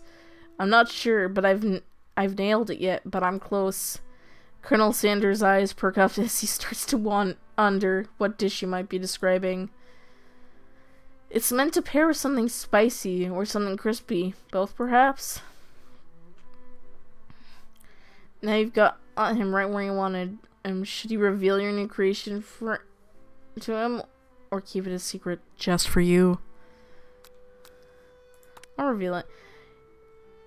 You'll decide that you're ready as you'll ever be to share your original cooking with Colonel Sanders. Before you can talk yourself out of it, you decide to dive in head first. You reach into your lunch bag for a special dish that you've been keeping on ice all day. I present to you my original coleslaw. Shredded cabbage dish glistens in the light of Colonel Sanders' Lux hideaway. Magnificent. Together you chow down on the creamy slaw until a spoonful remains in the bowl. Do you mind if I hold on to this last bite? I'd like to have it around so I can admire its taste later and think back on this moment. You could offer to make him more, but he seems like a very sentimental kind of guy. Sure, why not? Please, make yourself comfortable. I'll be back in just a moment. You realize that now would be a perfect time to do some snooping. Around the room, there are various items that you can look closer at. Each seems to radiate memories and emotions. Oh no. Let's look at the baby. Adorable little baby boy crawls across the floor. From the goatee and mustache combo he sports, you figure it must be the Colonel himself. Or maybe it's the jumps. Oh my god. Who frames a baby picture of just themselves? Probably the same type of person who would make their own face the logo of a company they founded. Am I right? You notice a very realistic stuffed chicken sitting on the corner table. When you pick it up, you realize it isn't just realistic, it's real. Taxidermy? It must have been important to Colonel Sanders when I was alive. The true state bird of the great state of Kentucky. Oh boy. You trying to identify this power tool? Freshly starched collar, piece of wood floating in a lake, summer of '69. No, it's one of the secret recipe ingredients. It's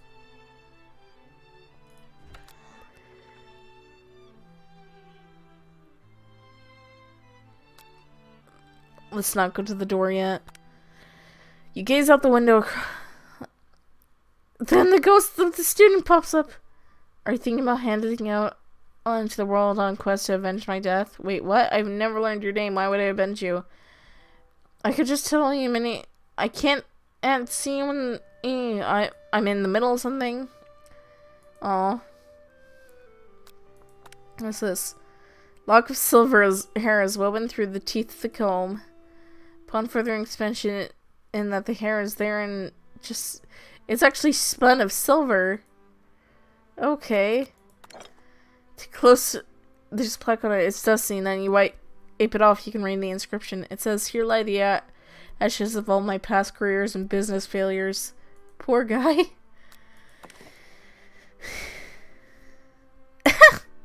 One of the framed photos shows an old man who looks a bit like Colonel Sanders, stunned, and with a and they hold fried chicken drumsticks and appear to be cheersing them. You look closely and see that there's a short inscription. I wonder who my friend Pete is. The photo appears to be Colonel Sanders, except he's an old man visiting the pyramids of Egypt. Maybe this is where he discovered one of his secret herbs and spices. This must be where he keeps the secret memory. One number, then it dawns on you. As you turn the dial to 11, 11, 11, 11, the soup opens. Inside it, you see something like, Can chicken be prepared sashimi style?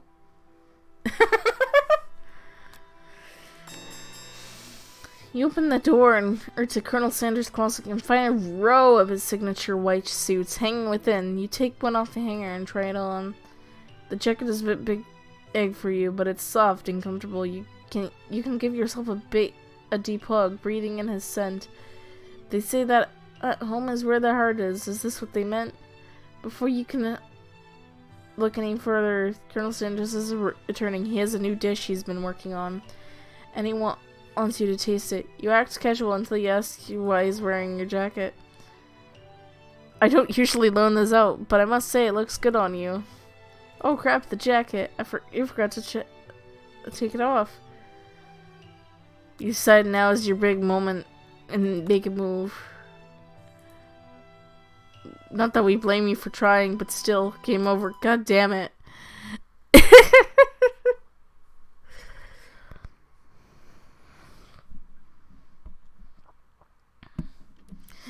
Time to do it again.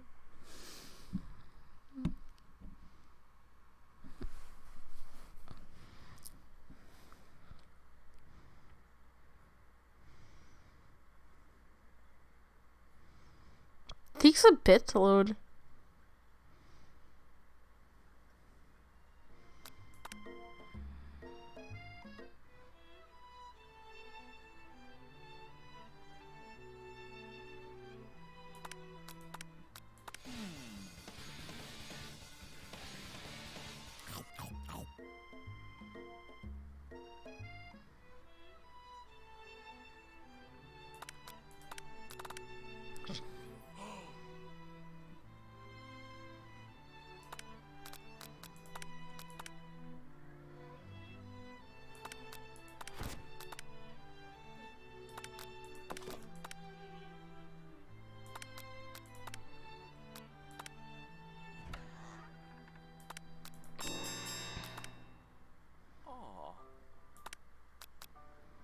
You tell him you're cold.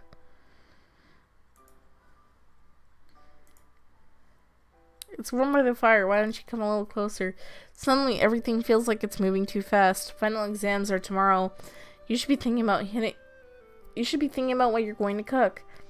I should be home studying. Overwhelmed, you take off the junket and run for the door, but the thought of leaving the Colonel and Miss S is such an emotional break gives you pause. You stop yourself. Colonel?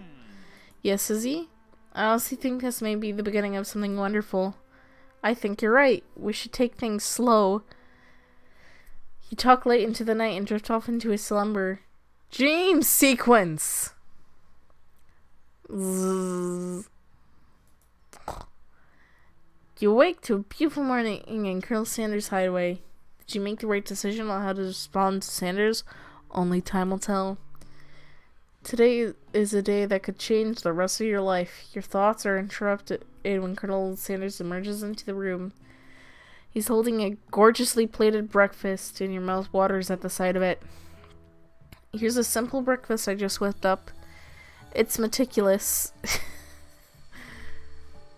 It's literally just a biscuit split in two with butter on it and a piece of chicken. You taste Colonel Sanders' food, and it takes you on a journey. When you return, he's waiting to ask you an important question. So, would you say that we're the perfect match? How presumptuous. My cuisine and your taste buds, that is. Such confidence, such grace.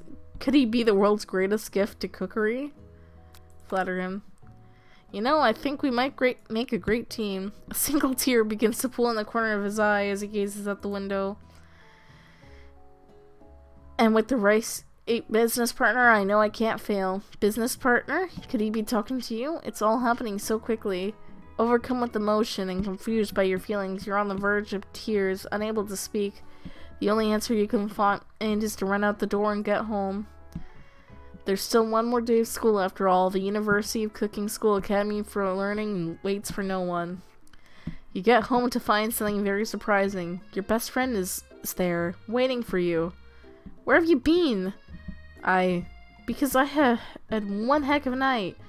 I've been so desperate to talk to you about it, but I couldn't find you. I got worried that something had happened to you. It's okay, but now it turns out you're fine, and I can finally get you to speed on the saga of Miriam. Sure, but you will not believe what happened to me after school yesterday. I went on a date. I think I can believe that. Since I've been partnered up with Clank, he asked me to go out with him. Of course, I told him you better keep your dials turned to polite and respectful. I'm not that kind of girl. But he was just interested in spending some time one-on-one time together and getting to know me. So I said, yeah, sure, I can get to know the little metallic guy.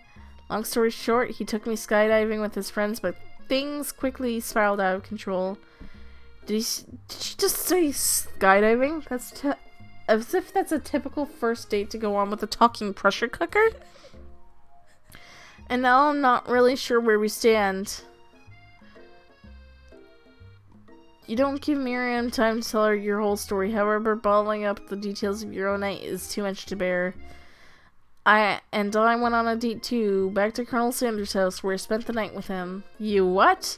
Nothing happened, but the emotional connection was wowzers. Miriam tells you to move on from this whole Colonel Sanders' obsession and focus on school. If being obsessed with Colonel Sanders is wrong, then you don't want to be right. After a short argument, you both agree to go your separate ways. When you arrive at school, you encounter rivals in the crowd. You can tell from a distance that they're picking up on Pop. They thought he might, though he himself might not quite grasp that fact. Because you know, he's Pop. What's a swirly? It sounds delicious. Oh, it's great. I'll order you up one and right away. I'll have my swirly with sprinkles, please. Sprinkles is a dog and a treat. You can get your swirly dip, too. Why don't you pick on someone your own size? Because I'm literally the biggest person at this school.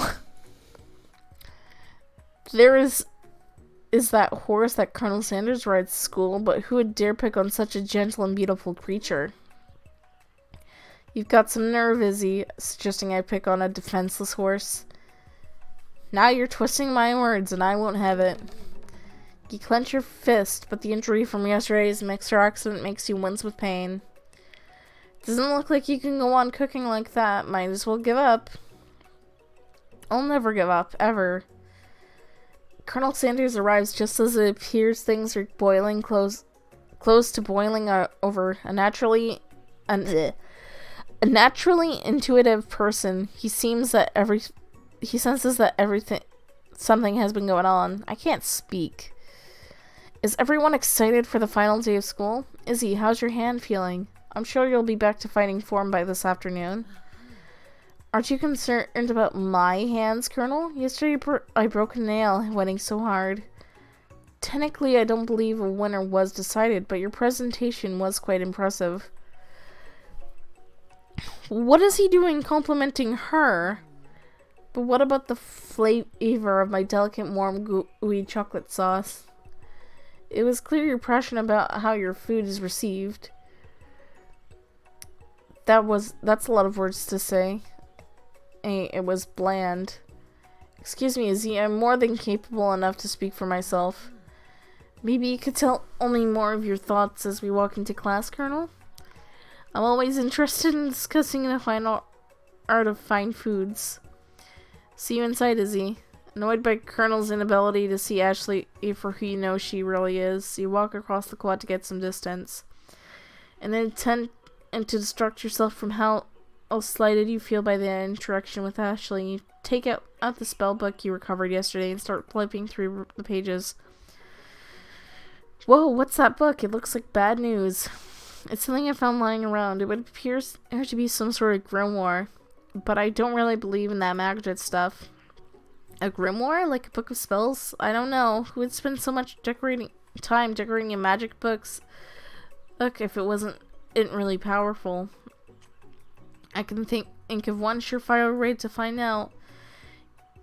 You open a page to a page with arcane warnings cast only in case of extreme emergency.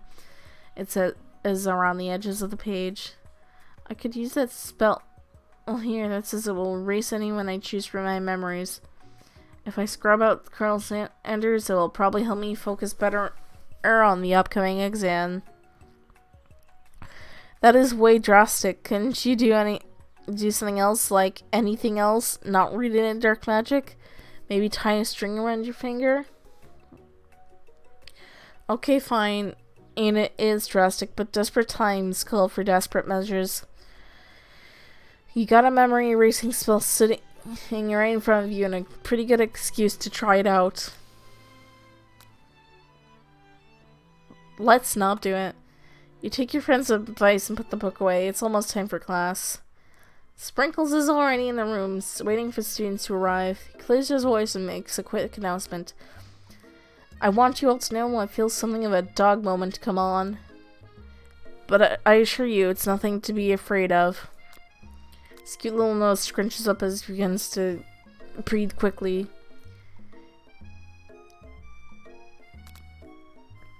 I'll say, dogs...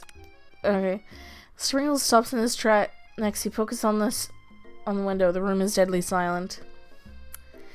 When you follow his gaze, you see a tiny orange squirrel perched on a cherry tree outside. Sprinkles turns feral and runs to the window of the classroom. He begins barking uncontrollably at the squirrel outside. Terrence, I told you never to come back here! Terrence, I will destroy you! Terrence! Sprinkles is barking furiously at Terrence. The squirrel looks over. His name is Terrence. But he doesn't say anything back. You wonder, or is that even a talking squirrel? Who named him Terrence? His name is Terrence. You'd better not show your chubby cheeks here ever again, Terrence. After Sprinkles is satisfied that his presence has not been felt by not only Terrence, but any other squirrel in hearing distance, he returns to his professional tone. Ahem, I apologize for the outburst. This actually brings up an important point. Thank you, Izzy, for reminding me to dole out this indispensable bit of wisdom, you see. But before you can go any further, Miriam's love almost spills over into the class. Oh no. I told you to save it for after class. Buzz, buzz. You think I wanted to be thrown out from a plane strapped to a stranger? Miriam and Clank appear to be arguing, but you still haven't learned to speak Clank's language. Age of mechanical noises were... But no, you had to show off your cool kid friends, Jeff and Joan, J and J forever. Watch us form a triangle in midair as we descend. Triangles are the strongest shape, don't you know? Bzz. Yeah, well, that doesn't make a great date. Beep. Then take Jeff and Joan with you. You can all hold hands as you pedal down the mountain or cliff for all I care. Sad beep. Clank begins to shudder. Steam pours out into the gaps of his panels. Then a loud ding stops him in his tracks. Bzz, beep, bzz. No amount of seasoning is going to make me want to eat that, Clank. Clank burps out a completely deep-fried sneaker. Considering that he himself has wheels, not feet, it's not entirely sure where it came from. In terms of deep-fried footwear, I guess it looks okay. Clank slowly rolls out of the room to be alone with the shoe. Everyone tries to pretend and like they didn't see that entire thing go down. Nothing like a loud public breakup to cast a wall or the final day of school. I think we have a couple typos in here. Well, that was unfortunate, but we mustn't get distracted by what lies ahead. The final competition showed it on challenge exam. I'm still working on the title, but I think you get it. Test time approaches. See you in the arena. But before you can think about your upcoming competition, there's a very beautiful soul nearby in need of a pep talk. Hey Miriam, are you okay? Okay, I'm so mad I could smash a tiny mug, spilling several droplets of hot cocoa all over the floor. How could he embarrass me in class like that, in front of everyone? Her tiny cocoa is a delicious treasure. So you know that this breakup is no joke, even if the source of her frustration is a silly boy. I know that you know this, but I'm gonna say it out loud. You don't need anyone. Me and you, we're gonna cruise through this final test and hit the carpool lane to Success City. Miriam brightens up and imagines the wind rushing through her short bangs, but she hesitates to embrace the feeling all the way. So you're not going to settle up on Colonel Sanders' lands and ride it off into the sunset without me? Of course not. Well, maybe, sorta, but I'm sure there's a pony out there with your name on it, and a ranch big enough for both of us, and whoever else we want to bring along. If it's not Paul or Clank or anyone else you meet today, tomorrow, or this whole year, so what? You're a special person, and who shouldn't settle for the first someone to show with little interest anyhow. Miriam gives you a big hug and wipes tears from her cheeks. I should really review my menu for today. I'm going to make a very special soup. And I bet that Professor Dog is going to love it up. While you were pep talking Miriam, you completely missed lunch, but that's okay because you had a better idea of how to spend your time before your exam. You decided to head to the arena early to practice a dish. This is the location of your challenge, a test of will, a test of courage, a test of talent, and a chance to beat the pants off that Van, the supposed man. Man and his evil counterpart, Ashley. As you planned, you begin to run through the quick test of a recipe you've been working on. Izzy's famous chicken pot pie. After practicing for months making this dish, it comes second nature to you, and you're able to quickly get a fresh pot pie in the oven. But as soon as you do, your cram session is interrupted by Colonel Sanders. Izzy, what are you doing here? There's still time before the final exam. Oh, just taking it all in. I'm big into visualizing success. I'm looking at my station and picturing victory. The pot pie has begun to bake, and the smell is slowly filling the space around you. Visualing, huh? That's too bad. I was hoping you were here. You're cooking something delicious. You'd usually happily share your food with anyone who is hungry, but the last time you let Colonel Sanders get in your head, it almost cost you a cook-off. You decided it's time to put your cooking above your romantic desires, but that decision gets hard to stick when the Ibn timer goes off behind you. That's up about your practices. Okay, you got me. I'm doing a bit more than visualizing.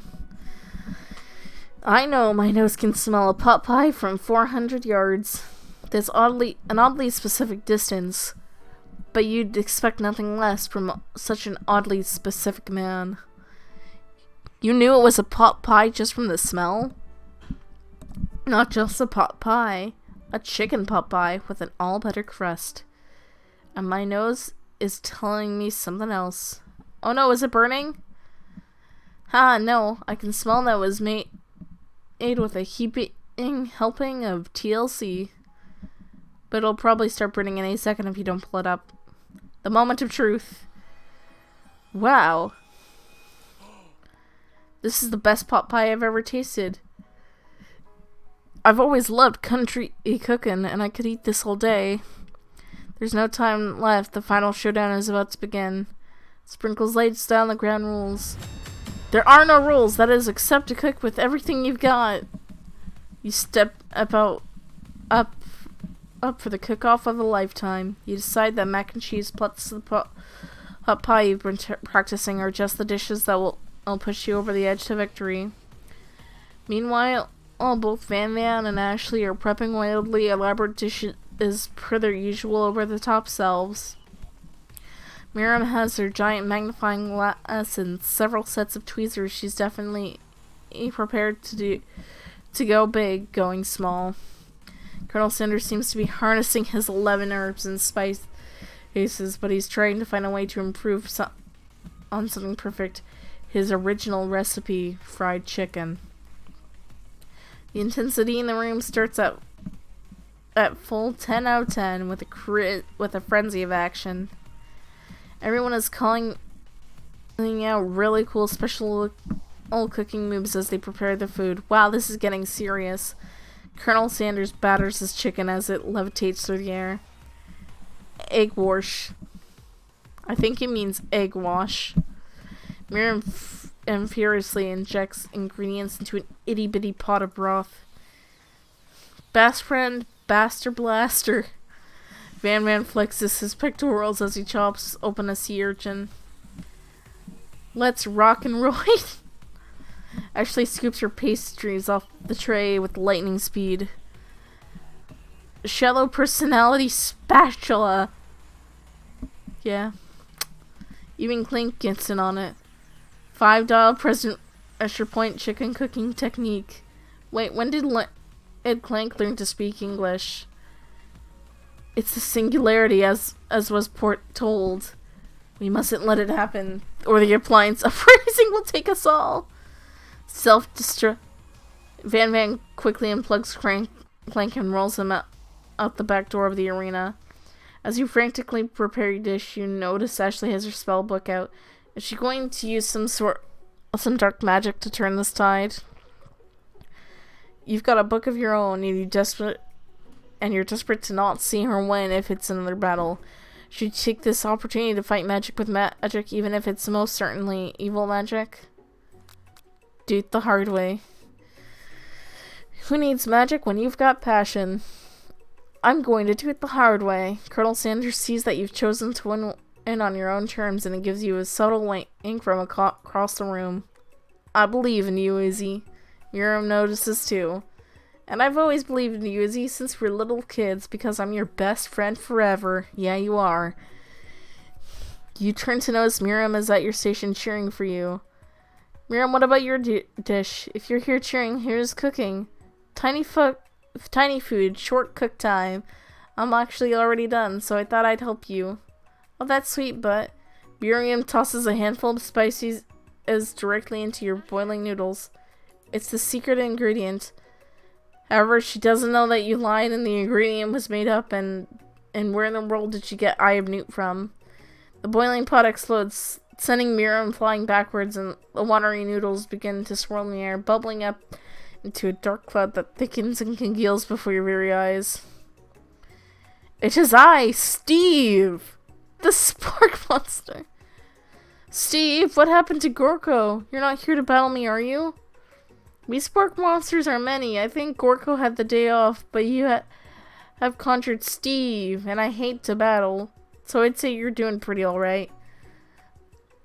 Oh hey, you're in the middle of a cooking competition. I love this stuff. It's better than TV. You crazy kids in your culinary schools really impress me. Mind if I hang out? I'm sorry, Steve, but I'm kind of in the middle of something. Do you mind? Steve the Spork Monster notices you've got the Grimnar stashed beneath your cooking station. I see what you're all up to. Crisscross some magical items and accidentally summon me, yeah? Ha, yeah, you guessed it, sorta. If you're here, would you mind tossing me some fresh noodles in a pot of salted water? I'd love to. I've always wanted to be a top chef, actually. You know, when I was a little spork pup, just back in the old country. You can feel Spork Monster winding up to tell a very long and involved story. You don't know exactly where they came from, but it seems like it was probably lonely there. Actually, you know what? Maybe you should watch from the stands. I really need to focus on this competition. I understand. It's kind of like I'm that time in monster school that I had fallen asleep during scare tactics class. Then I woke up. You toss a serious stare at Steve, and he takes the hint. Never mind, I'll tell you later. Good luck.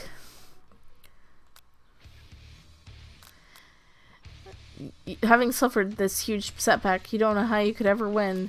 You summon extras from deep down within yourself. I can do this. Whatever it takes, I came here to win. Your hair turns mac and cheese orange as culinary energy flows through your body. My heart is pure, my hands are steady.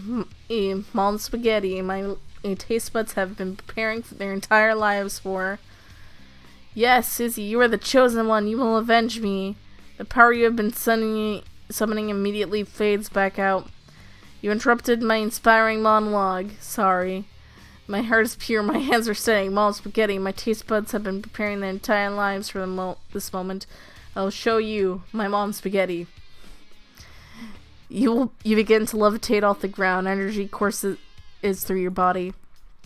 You know that with this power you can do anything except turn back time, which would be super useful because while you were powering up, your chicken pot pie overcooked in the oven and can't be served. Don't worry, dear Izzy. You may have suffered some setbacks, but not all is lost.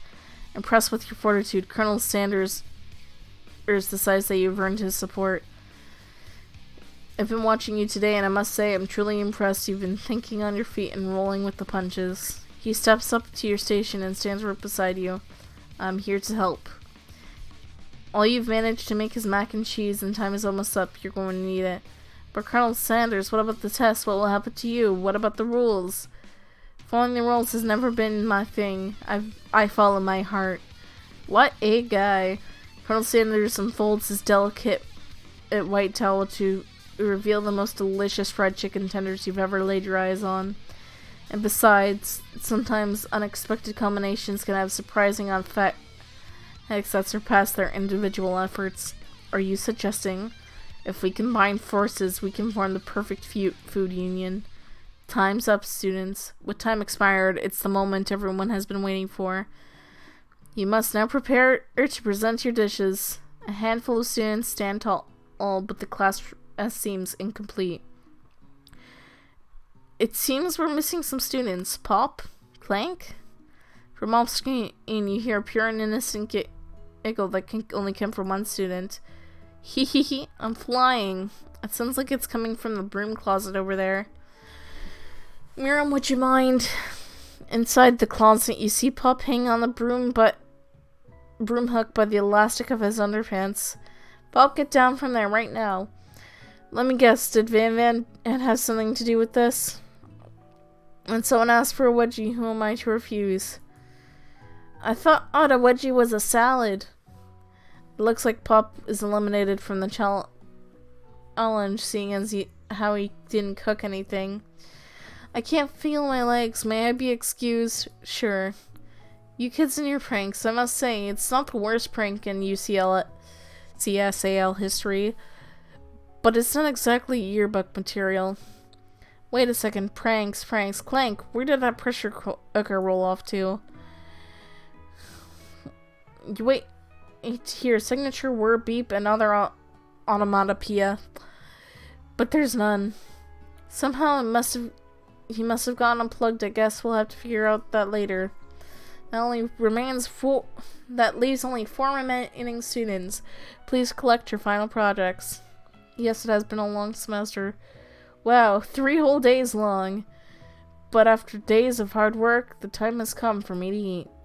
Miriam, please step forward. Now, describe your dish. I've made... Oh my god, it's actually tiny! Tender udon noodles and savory soup. My word, it's so delicate. Is that a teeny tiny Naruto Maki I spy afloat in this itsy bitsy bowl? Yes, chef. Please call me Sprinkles. Chef is my father's name.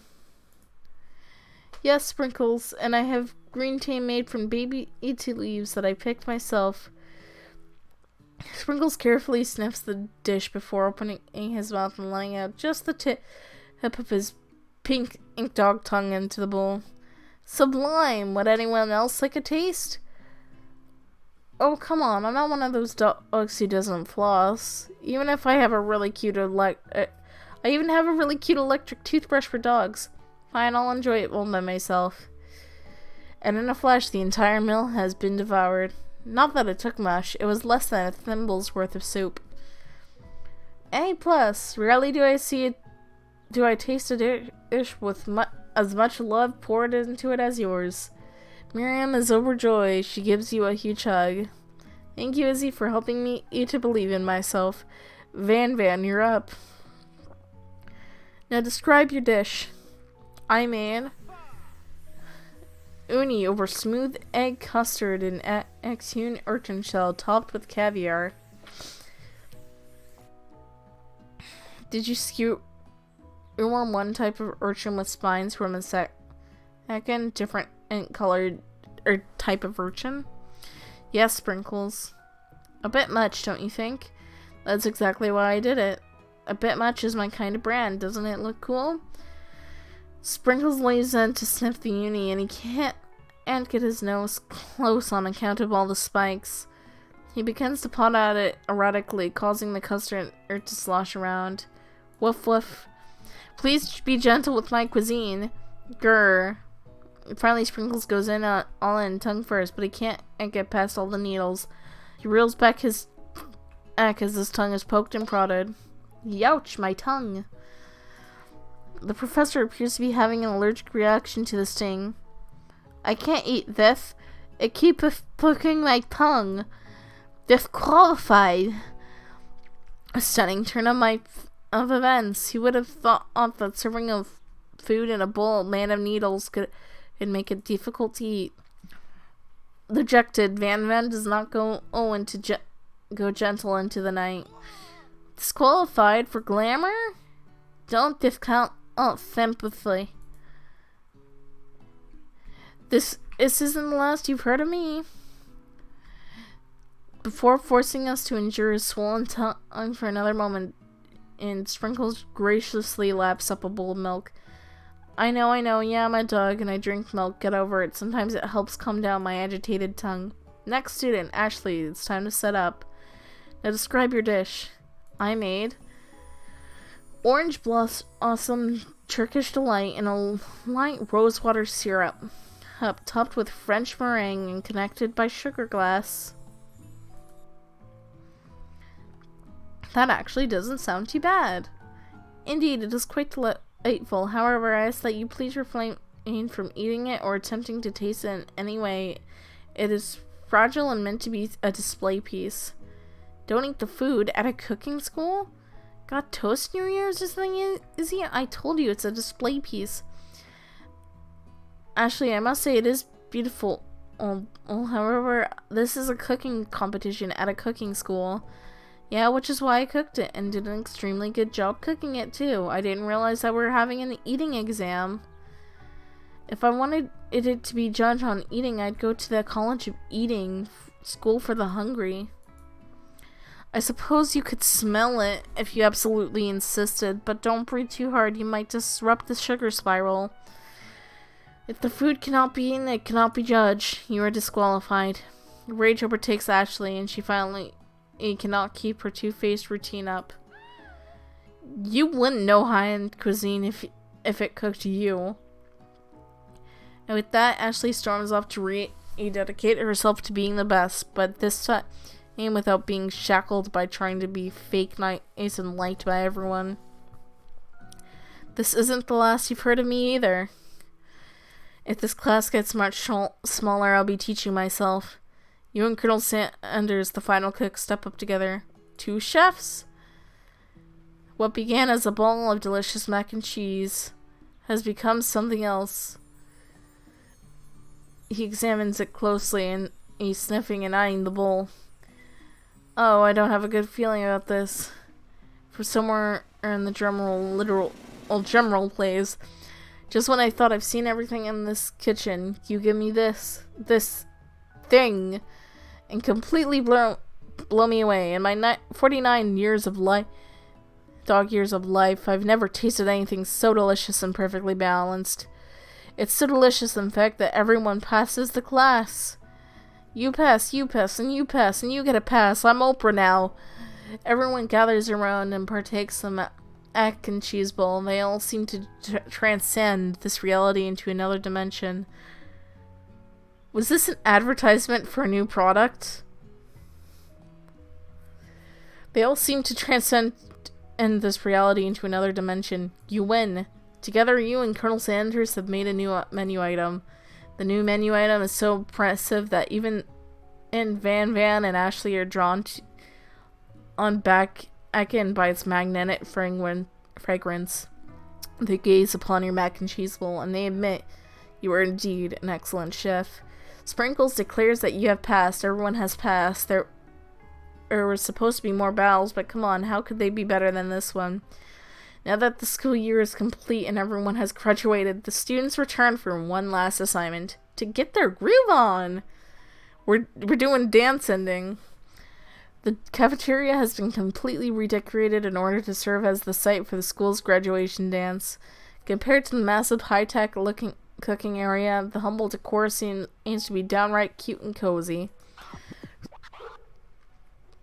DJ Dog is in the house. You know that Sprinkles was a master chef, but also a world-renowned turntablist? Who says you can't teach an old dog new tricks? Van and Ashley tell everyone they've committed themselves to righting the wrongs they did while they were villains. So you're not gonna be bitches anymore? For a moment, do you actually believe them? Not another haunting.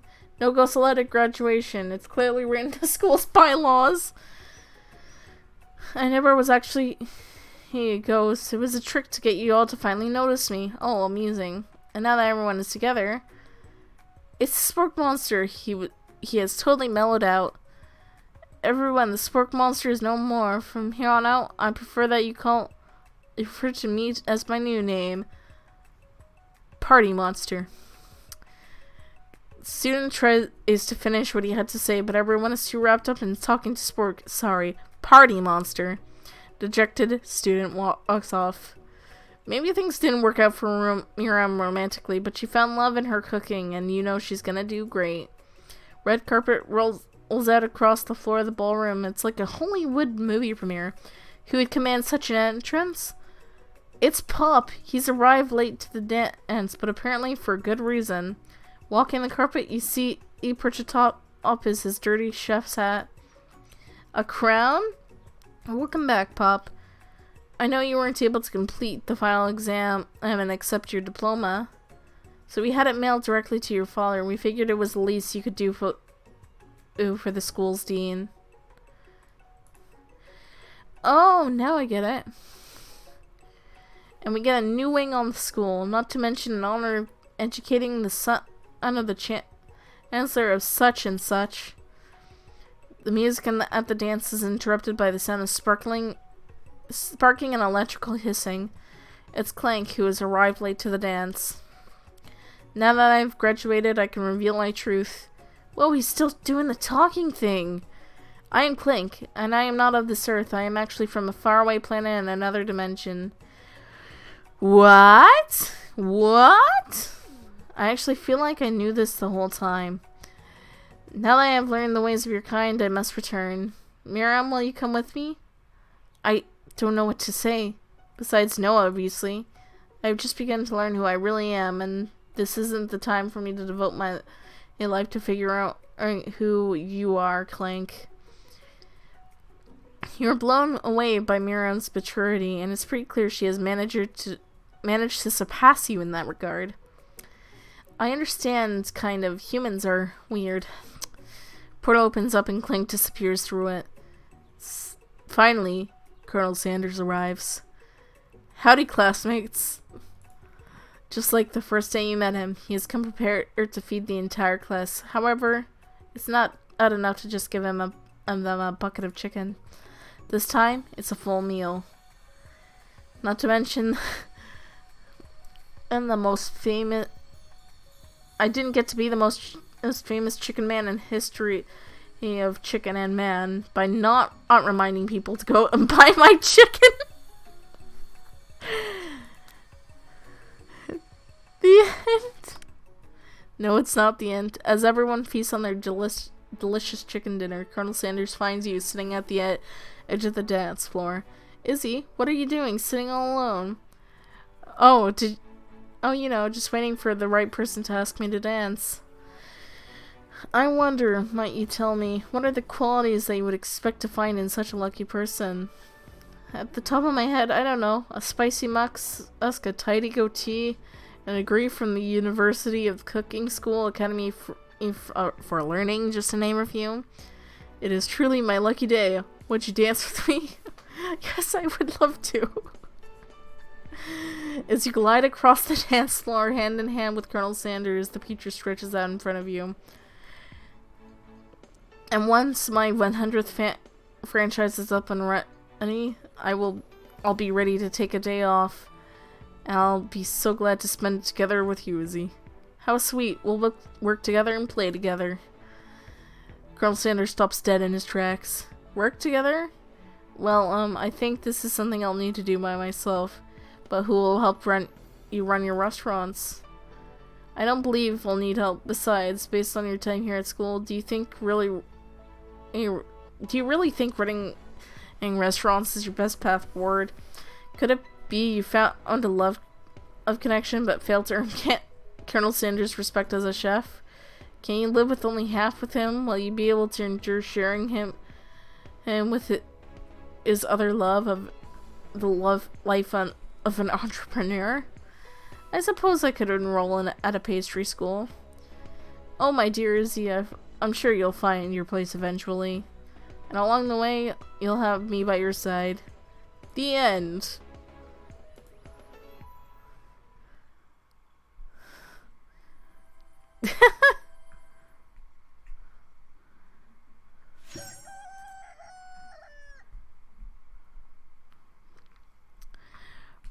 Well, that was the game.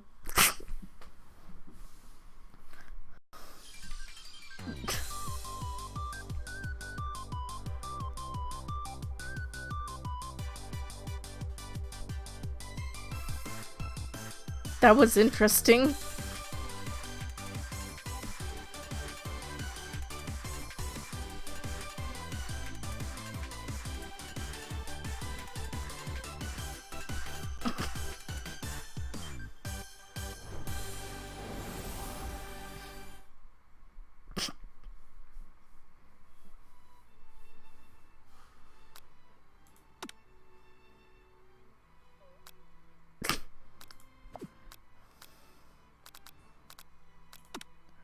Yeah, we finished it. Alright. That was an interesting adventure.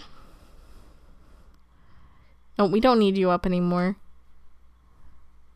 That was very interesting. I don't know how I feel. Okay, hold on. KFC.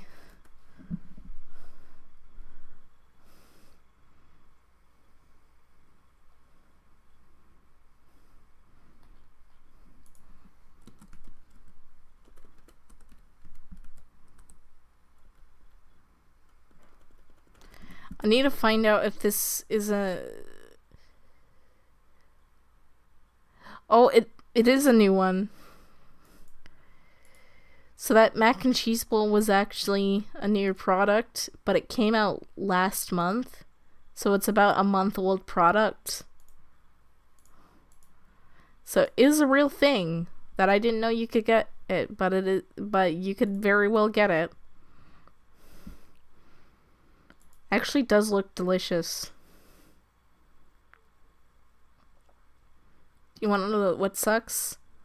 I really want to eat KFC now.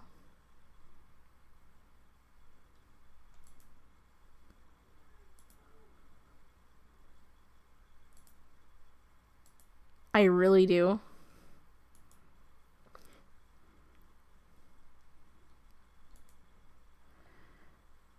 Alright. There was supposed to be multiple endings for this, I think. At least that's what it implied on the Steam page.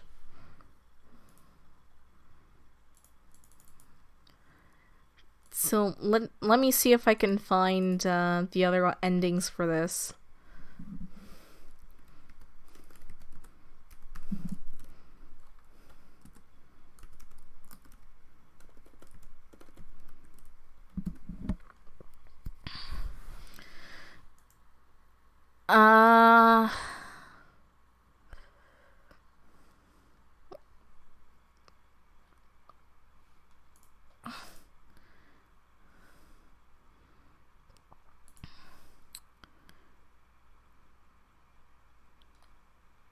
Someone has to have gotten all the endings already, because it has been out for a few hours. It does not take long.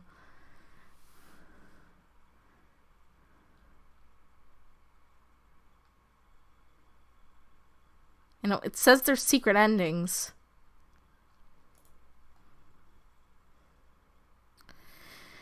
Yeah, it features 9 lovable characters, multiple hours of playthrough, dateable Colonel Sanders, a secret ending, shh, secret recipes, double shh, cooking battles, battles, earn a degree from a fictional culinary school. And yeah, it's not... I don't know how to get the other endings. Of course, I don't want to play this again.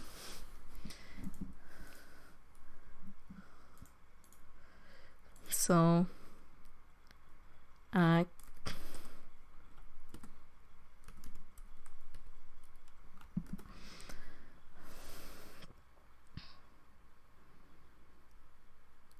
know, there's already videos up on here, but I can't see a specific ending or video with the endings. Oh.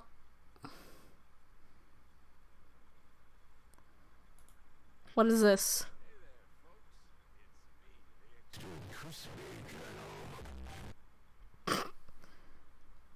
Okay, that wasn't what I... was looking for. But I really want KFC now. So good job, KFC. You made me want KFC.